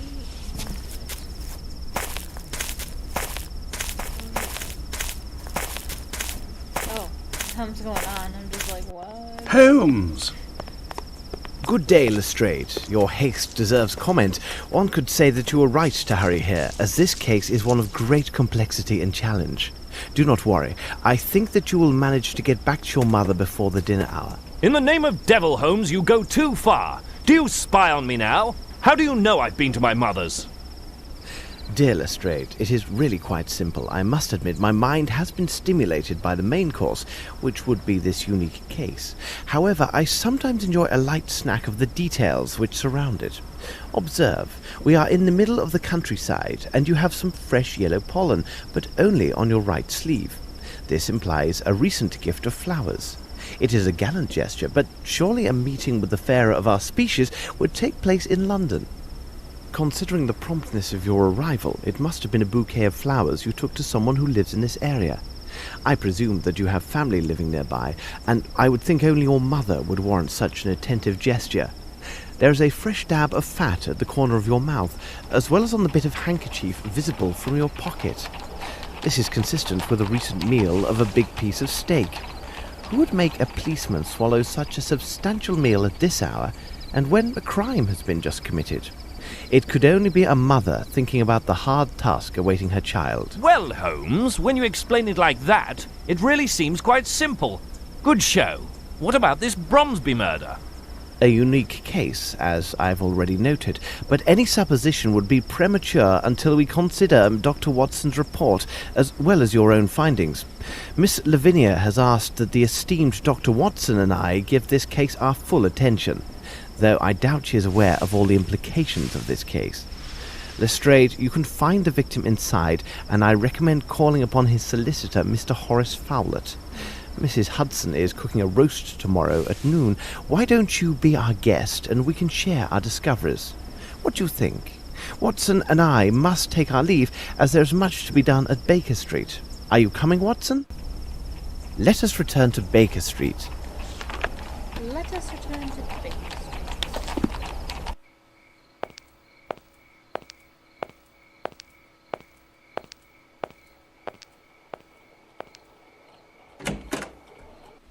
Everything is well noted. Watson, bravo.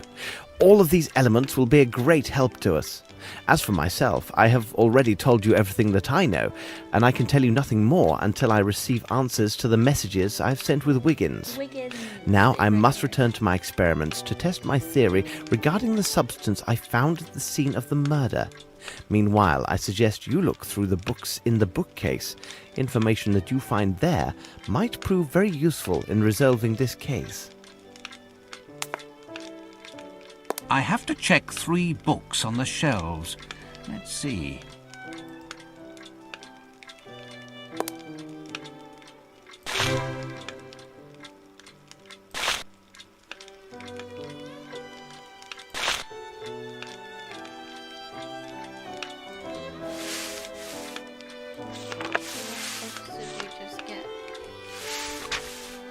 Ballistic science. Thus, it is easier to derive information about the author of a revolver shot if we know that they had aimed with great care. The situation is ideal if the shooter was in an enclosed space. Under pressure, a portion of the powder normally adheres to the walls at the level of the shooter's eyes.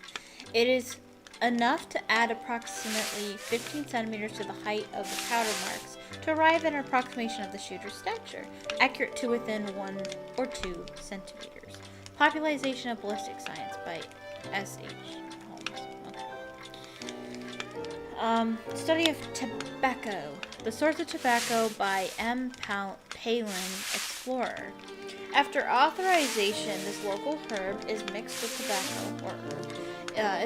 tobacco, leaves in the manufacture of cigarettes, primarily by the Chiripaki Company. Okay. It is unlikely that this particular blend of tobacco would be found any place other than Brazil or even outside the Amazonian basin, primarily because the calming effect of this tobacco mixture is a significant cause of industrial and agricultural decline in the production of this tobacco. It is common to encounter a Brazilian peasant who indifferently watches a bird steal the tobacco seeds that he has just planted in the ground. Invariably, you will also observe a small pile of the flaky ash characteristic of this tobacco near his feet.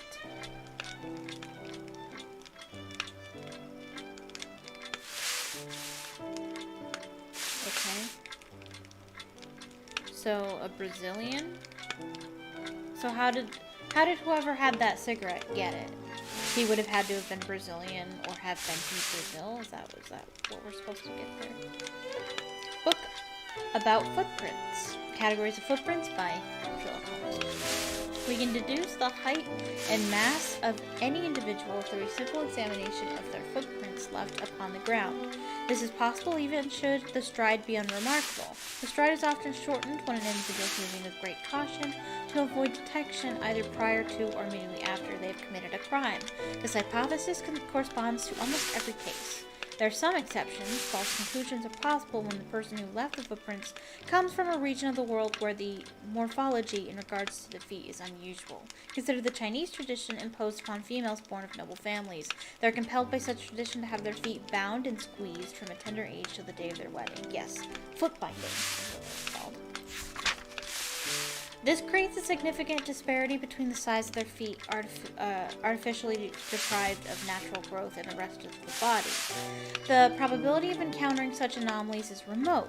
However, this work would not be complete if they were not included. The following table indicates the correlation between shoe size and the average stature of people. 10, 1 millimeter, 90 centimeters, 9.5, 1 millimeter, 85 centimeters, 9, 1 millimeter, 80 centimeters, 8.5, 1 millimeter, 76 centimeters, 8, 1 millimeter, 72 centimeters, 7.5, 1 meter, 68 centimeters, 7, 1 meter, 64 centimeters, and 6.5, 1 meter, 60 centimeters. The same reasoning applies to stoutness. It is logical to presume that a corpulent man will leave deeper impressions in the soil than a leaner man. You should adapt your interpretation of these footprints to consider the type of stride. A running man will leave his mark, as we have noted, with a deeper impression of the toes in relation to the entire footprint.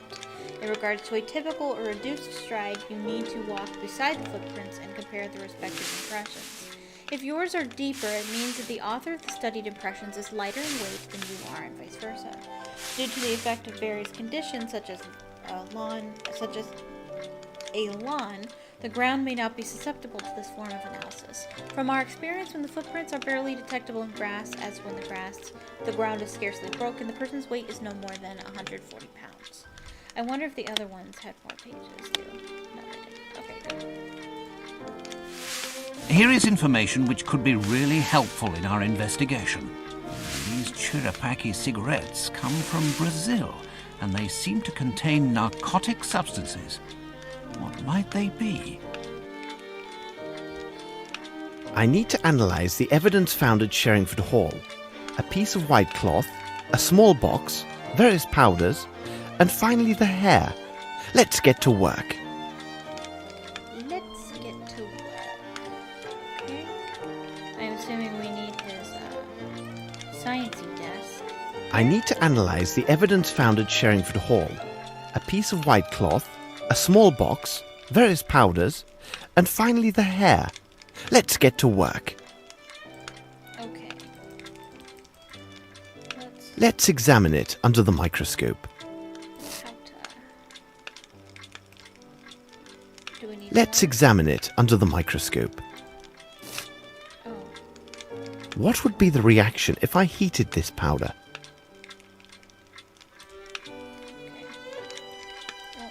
No. I want to look at it. Let's examine it under the microscope.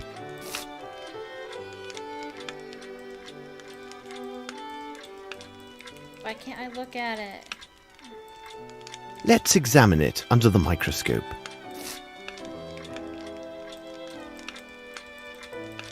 I don't know why it won't let me. Burnt gunpowder. Okay. Let's examine it under the microscope. I can't. It won't let me. How do?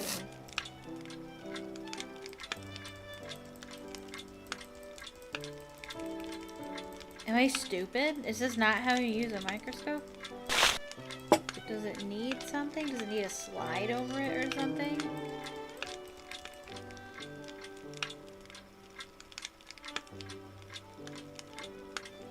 I don't understand.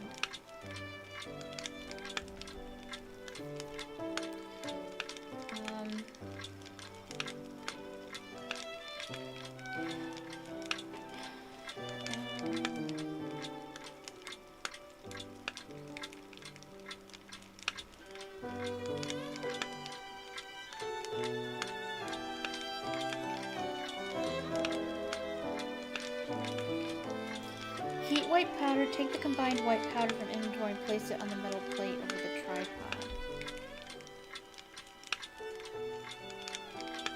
Yeah, I did that. Click to light the alcohol lamp has no effect. Powder with water. It doesn't say anything about it.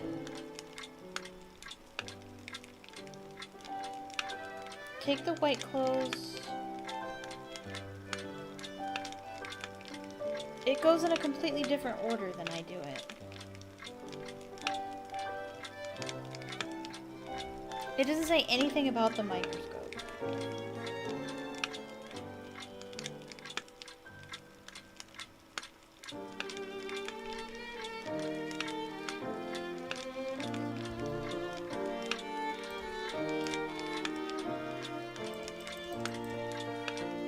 Let me study this more closely.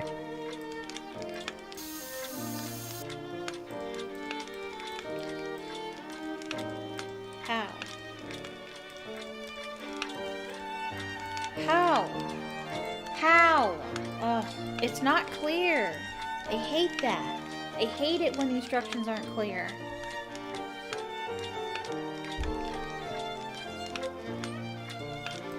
Soak white cloth in soap. To analyze the nature of these stains, I must first soak the cloth in a solution of soap and water.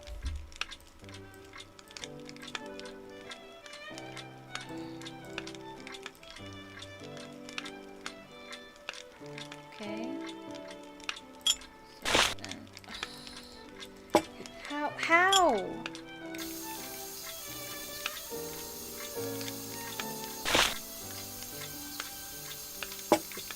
Do I put the cloth in? To analyze the nature of these stains, I must first soak the cloth in a solution of soap and water. It doesn't. How?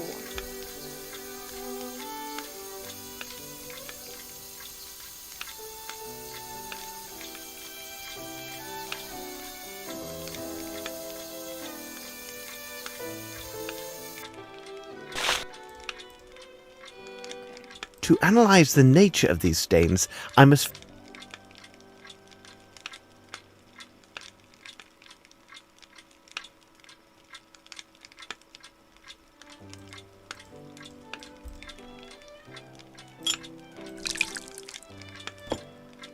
Let's examine it under the microscope. To analyze the nature of these stains, I must first soak the cloth in a solution of soap and water. I know. What? Ugh!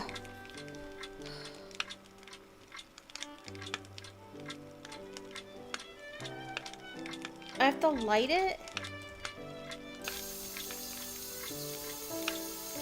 Click to light the alcohol lamp. Take the piece of dirty white cloth from inventory and click on the bowl with soap. To analyze the... Now I shall place this cloth in the solvent. Soap cloth and solvent. Take the bowl of water and place it on the metal plate over the tripod above the burner. Click on the blue solvent bottle. Fifth from the left on bottom shelf and then click on the bowl of water. write it. Now I shall place this cloth in the solvent. The stains are sticky, but not very oily. Take the white cloth from inventory and click it on the glass plate on the microscope. Let's examine it under the microscope. A very fine white cotton. Cloth is done and disappears from the inventory. Read the result under the notebook's reports page. It is fine white cotton characteristic to Army officer gloves.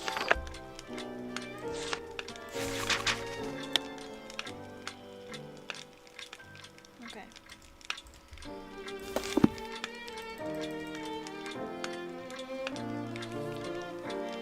Powder taken from the door frame. Take the dark powder from the inventory and place it on the metal plate over the tripod.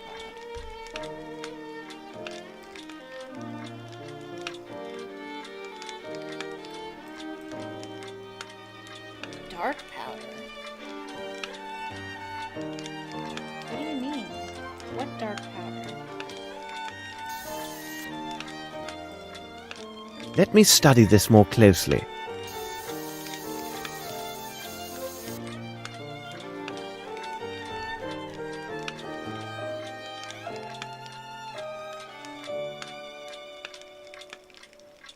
Oh no, I did that already.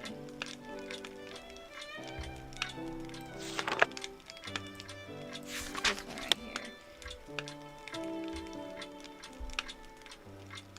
No, not that one. Powder in the kitchen, quarter in the kitchen is no doubt gunpowder. Okay. Going outside the service door, cigarette butt. Going outside. Blue tablecloths.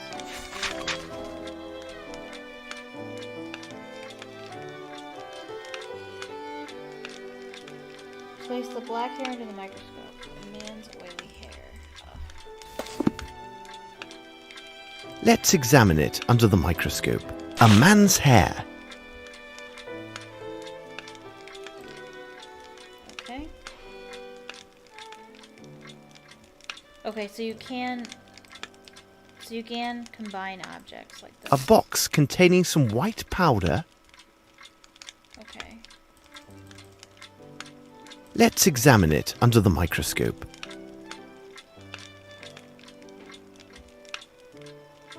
Okay, so it needs all three on the microscope.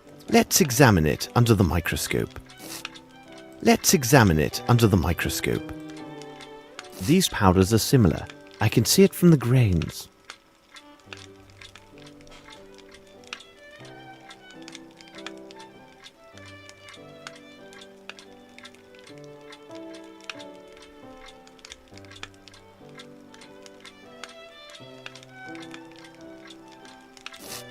What would be the reaction if I heated this powder? It has no effect.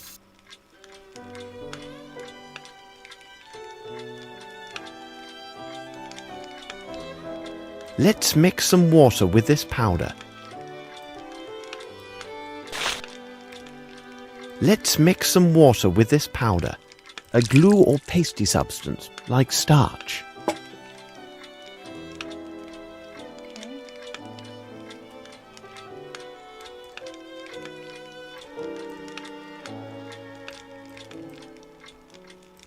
Let's examine it under the microscope. A light feminine perfume.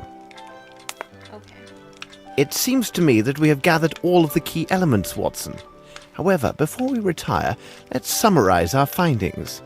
The questions should be answered yes or no and justified by the evidence or testimony received during the investigation. Okay, to answer a question, first choose yes or no by clicking on it. Then browse your testimonies, reports, and documents on the left page to find the one that contains the justification for the answer. Click your decided answer to select it, then click on the appropriate frame on the quiz page to place your answer. Once you have answered all the questions, close the notebook. You will be then informed if your replies are correct, if there was a mistake.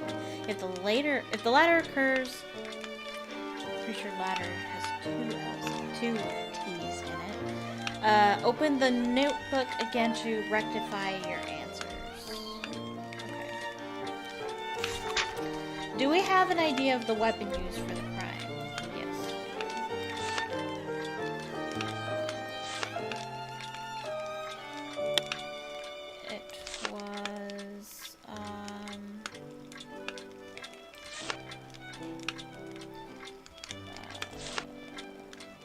Conversation with the dude.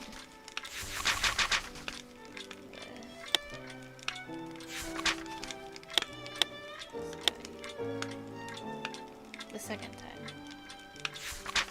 Could the murderer escape through the stairs going to the second floor? No. Because Mary was there.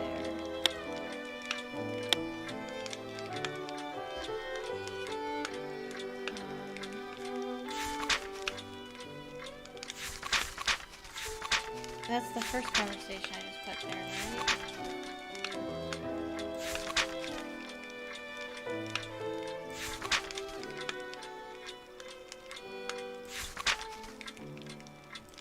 That's the only one I can put, okay? Hold on. Okay, so it tells you what kind of evidence based on the color. Question 3, the ashes found in the smoking room are from English cigars. No, they're not. We know based on a report.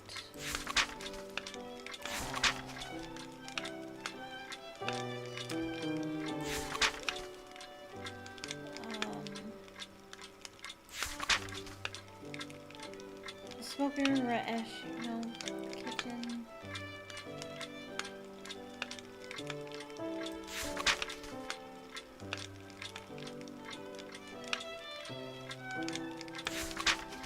Where is it?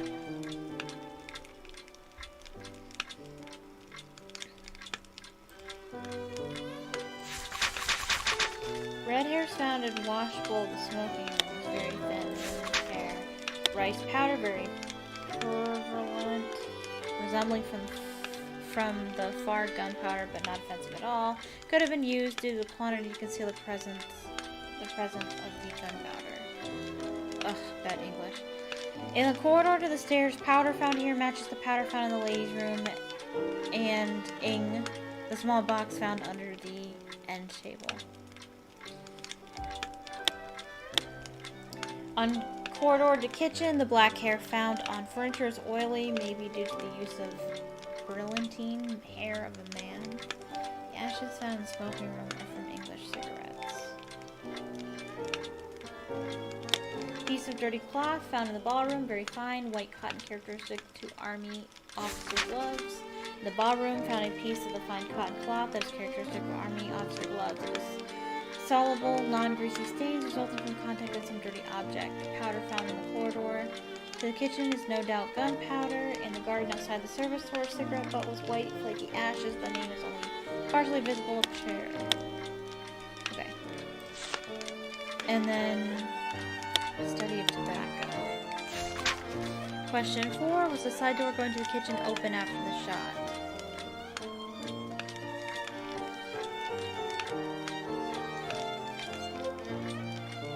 I have no idea.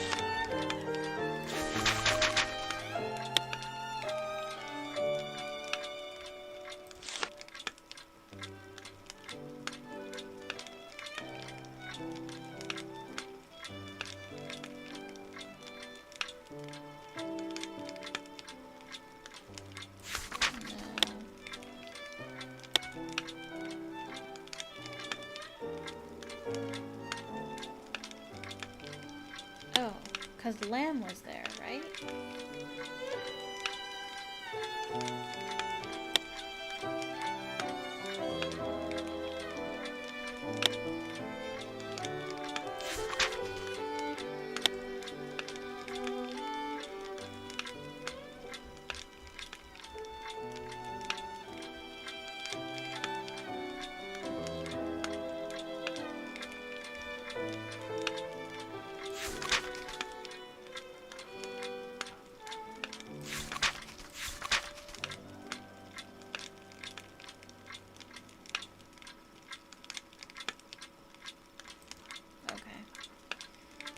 So that one. And no.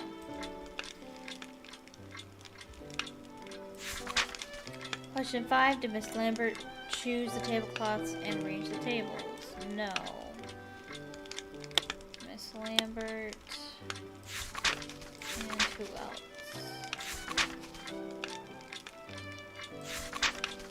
think it was the cook that talked about it. Am I right? Yeah.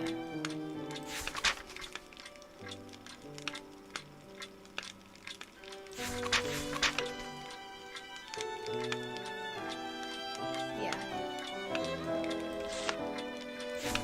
Question 6. Do we have an idea of the murderer's height? Yes.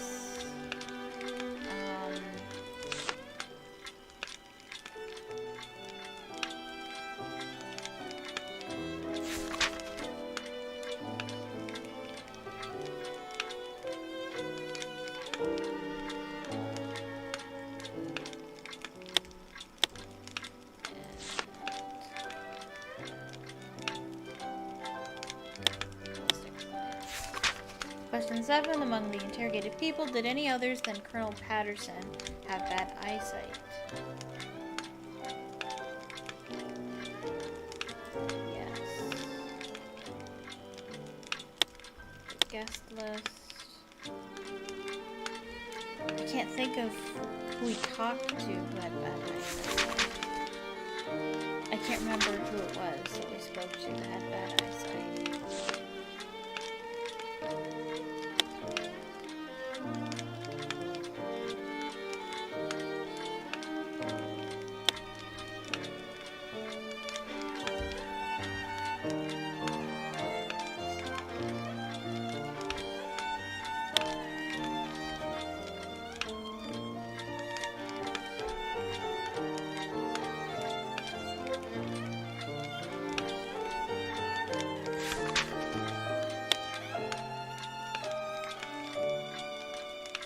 Or is that what they mean?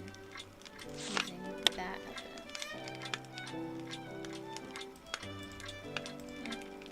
We must have made an error, Watson. No. Let's check our answers. The questions should be answered yes or no and justified by the evidence or testimony received during the investigation.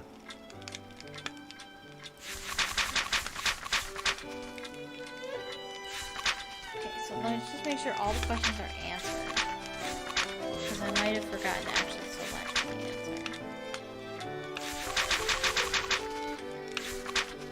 Let me read the instructions again. To answer a question, first choose yes or no. By clicking on it, then browse your testimonies, reports, and documents on the left page. Find the one that contains the justification to the answer. Click your cited answer to select it. Then click on the appropriate frame on the quiz page to place your answer. Once you have answered all the questions, close the notebook. You will then be informed if your replies are correct, if there was a mistake. If the latter occurs, open the notebook again to rectify your answers. I wish it would tell me which one was wrong. Question 1. Do we have an idea of the weapon used for the crime? Conversation.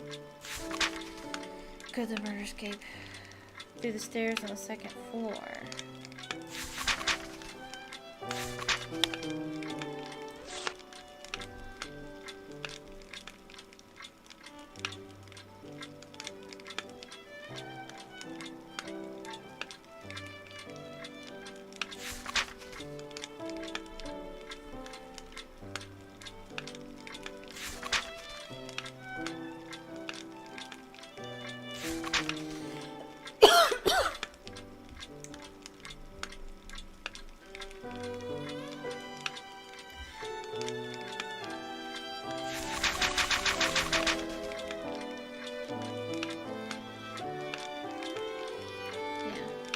She just said that no one came that way.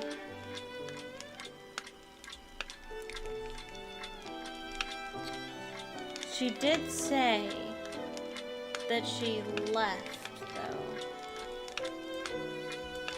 We must have made it. The questions should be answered yes or no and justified by the evidence or testimony received during the investigation.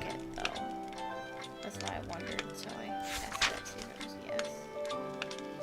Ashes found in the smoking room from English cigarettes. No. Flaky ashes, dirty tobacco. Side door to the kitchen open after the shot. No.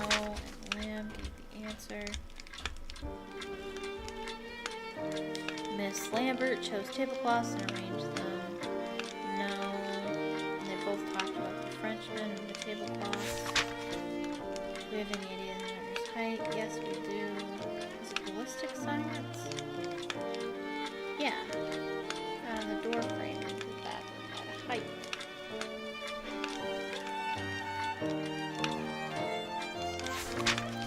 Among the interior people, then have bad eyesight.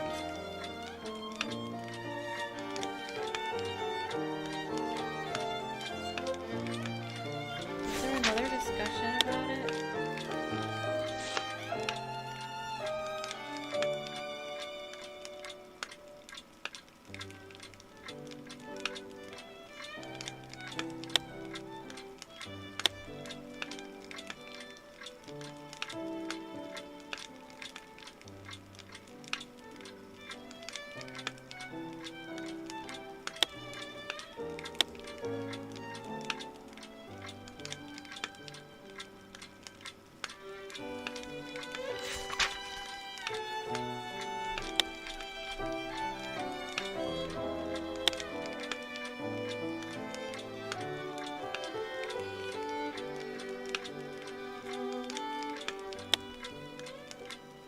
He talks about how he can't see, but the question says besides him.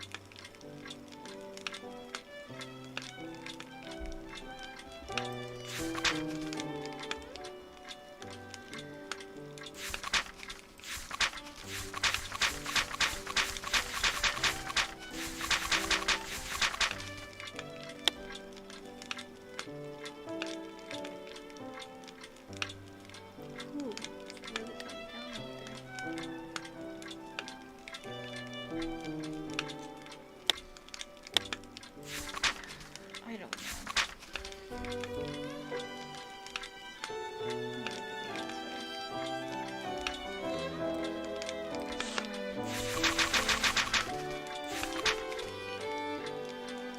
Do we have an idea of the weapon used for the crime?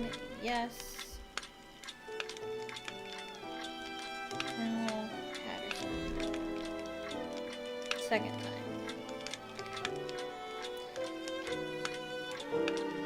Did the murderer escape to the stairs on the second floor? No. Mary's dialogue. 3 English cigarettes. No. Cigarette butt with white flaky ashes. Study of tobacco. Side door from the kitchen open after the shot. No.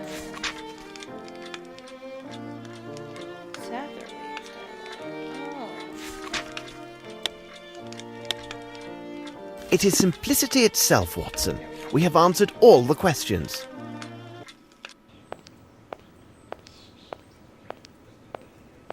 He was just walking through the garage.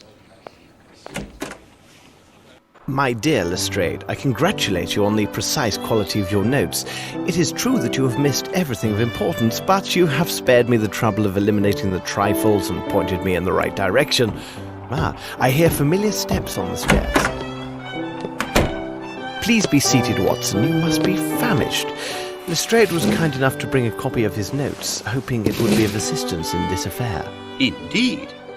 You can study them now and enjoy your meal. Please take your time, Watson, because bad digestion weakens our ability to reason. Holmes, you will get no argument from me, as this dish is delicious. We will go to Sherringford Hall with Lestrade when you're finished with your meal. I must read the documents Holmes gave me.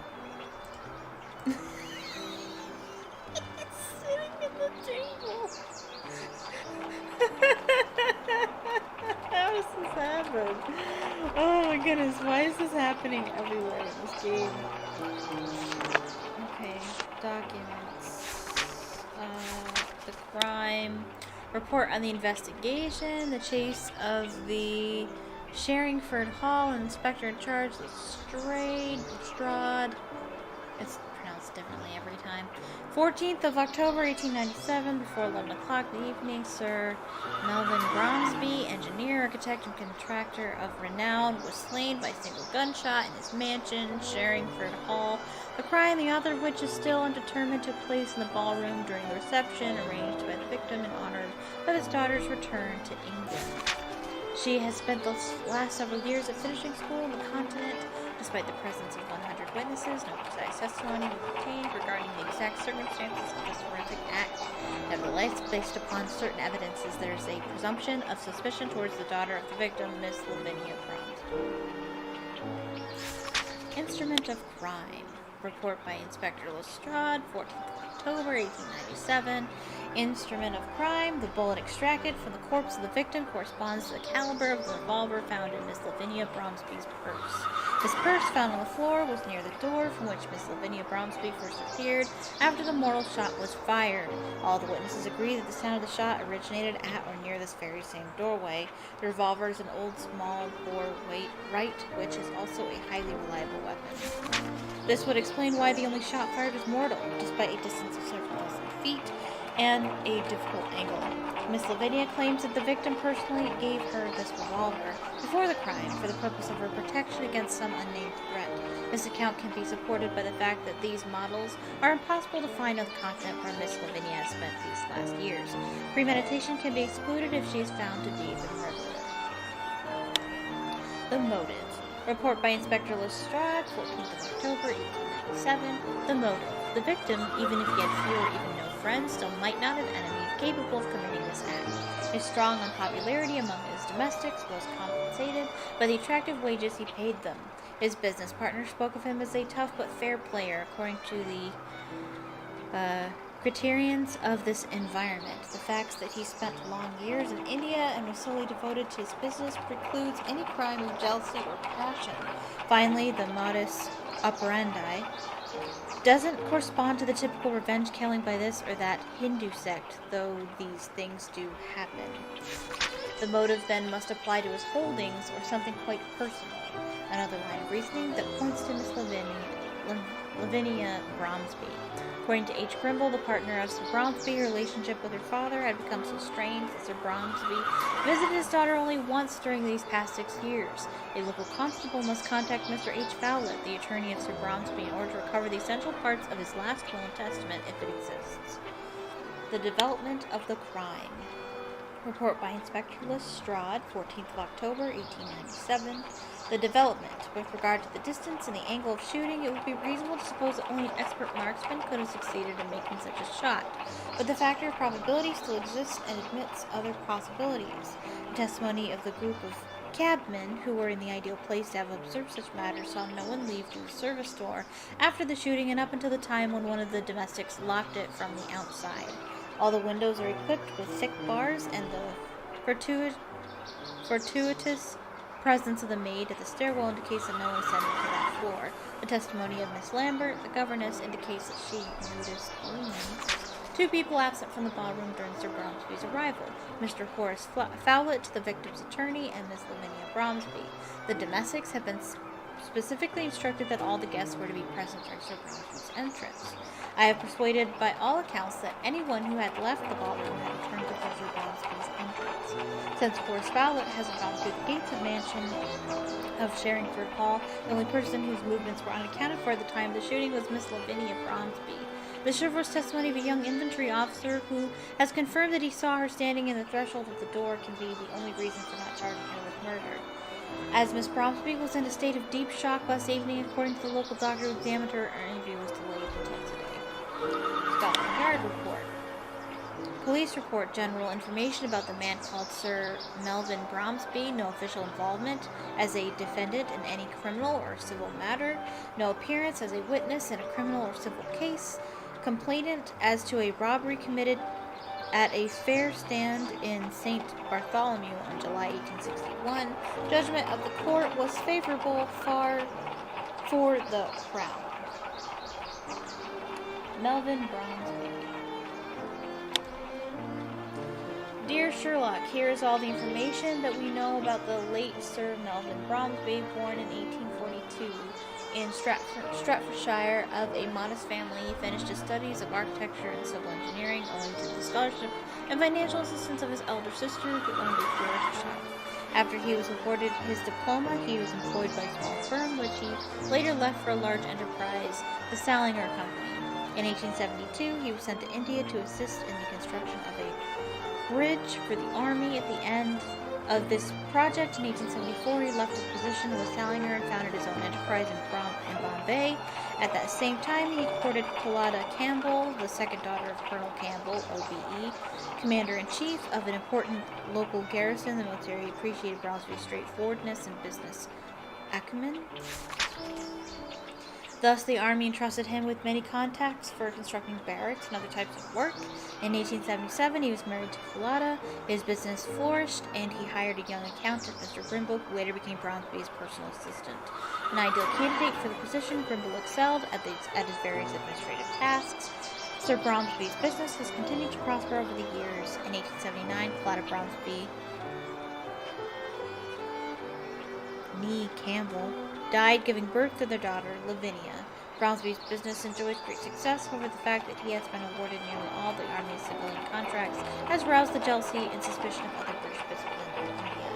It has been rumored that he gained his fortune through the exploitation of his Indian laborers and British workmen, poor working conditions, and miserable wages. In 1884, upon learning of the death of his elder sister, he decided to return home and prepare the transfers of his business interests to England. He also invested his money in several cement factories, which permitted him to reduce his costs further and thus increase his profits. In 1891, he sent his daughter to study at a finishing school near St. Moritz in Switzerland. She has just returned to England several days ago. He was awarded a knighthood in 1892. There are several cases where his name has been mentioned because of suggested fraud with his contracts and ill usage of convict laborers at his factories. Such practices are common in London business circles, and his wealth allowed him to avoid scrutiny by the courts. Thus, when his behavior is weighed within the current climate of commercial immorality, he is neither angel nor demon. Assuming his business assets are included, his current fortune would be measured in the tens of thousands of pounds. That would make him one of the wealthiest contractors in Britain. I wish you good luck in the case. Mycroft. Oh, it's Mycroft. I assume that's what that is. Yeah.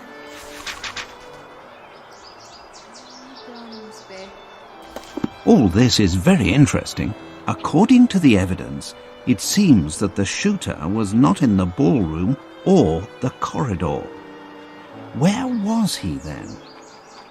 Are you finished, Watson? Shall we go? Let us return to Sherringford Hall.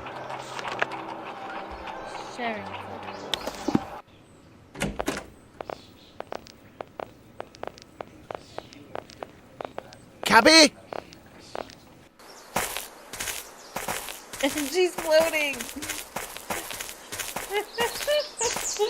Oh my goodness, this game is so broken. She's a witch. Sirs, please, go right in. Please wait here, gentlemen. I will see if Miss Lavinia is receiving callers. She's in her room.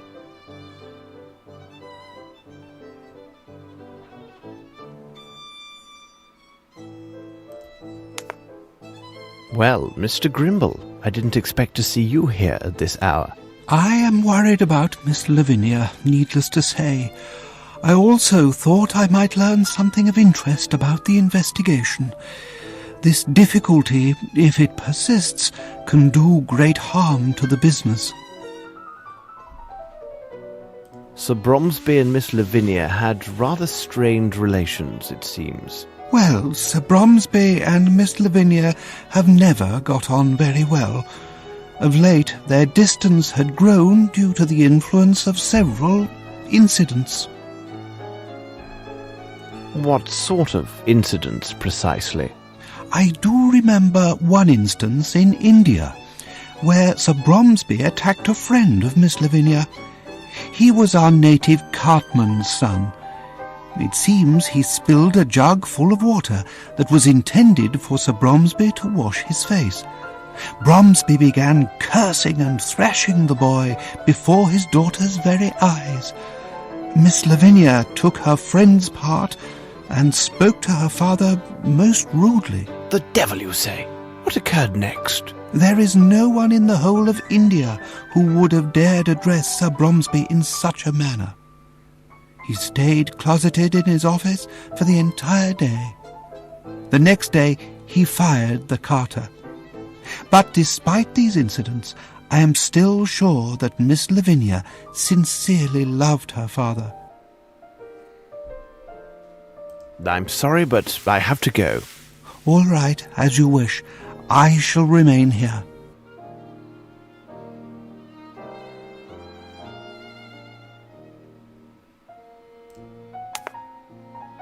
We can go out.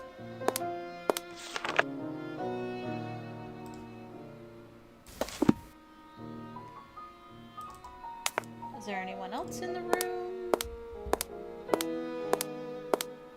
No, it's quite empty. We can go open the doors. Is there anything suspicious looking anywhere? No? Okay. I will save it.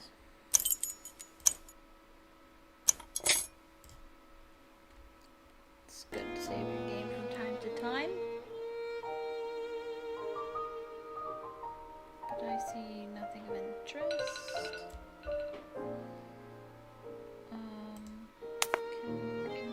Can you come back this way, please? Oh. Perfect. I have to leave you, sirs. I need to verify certain things.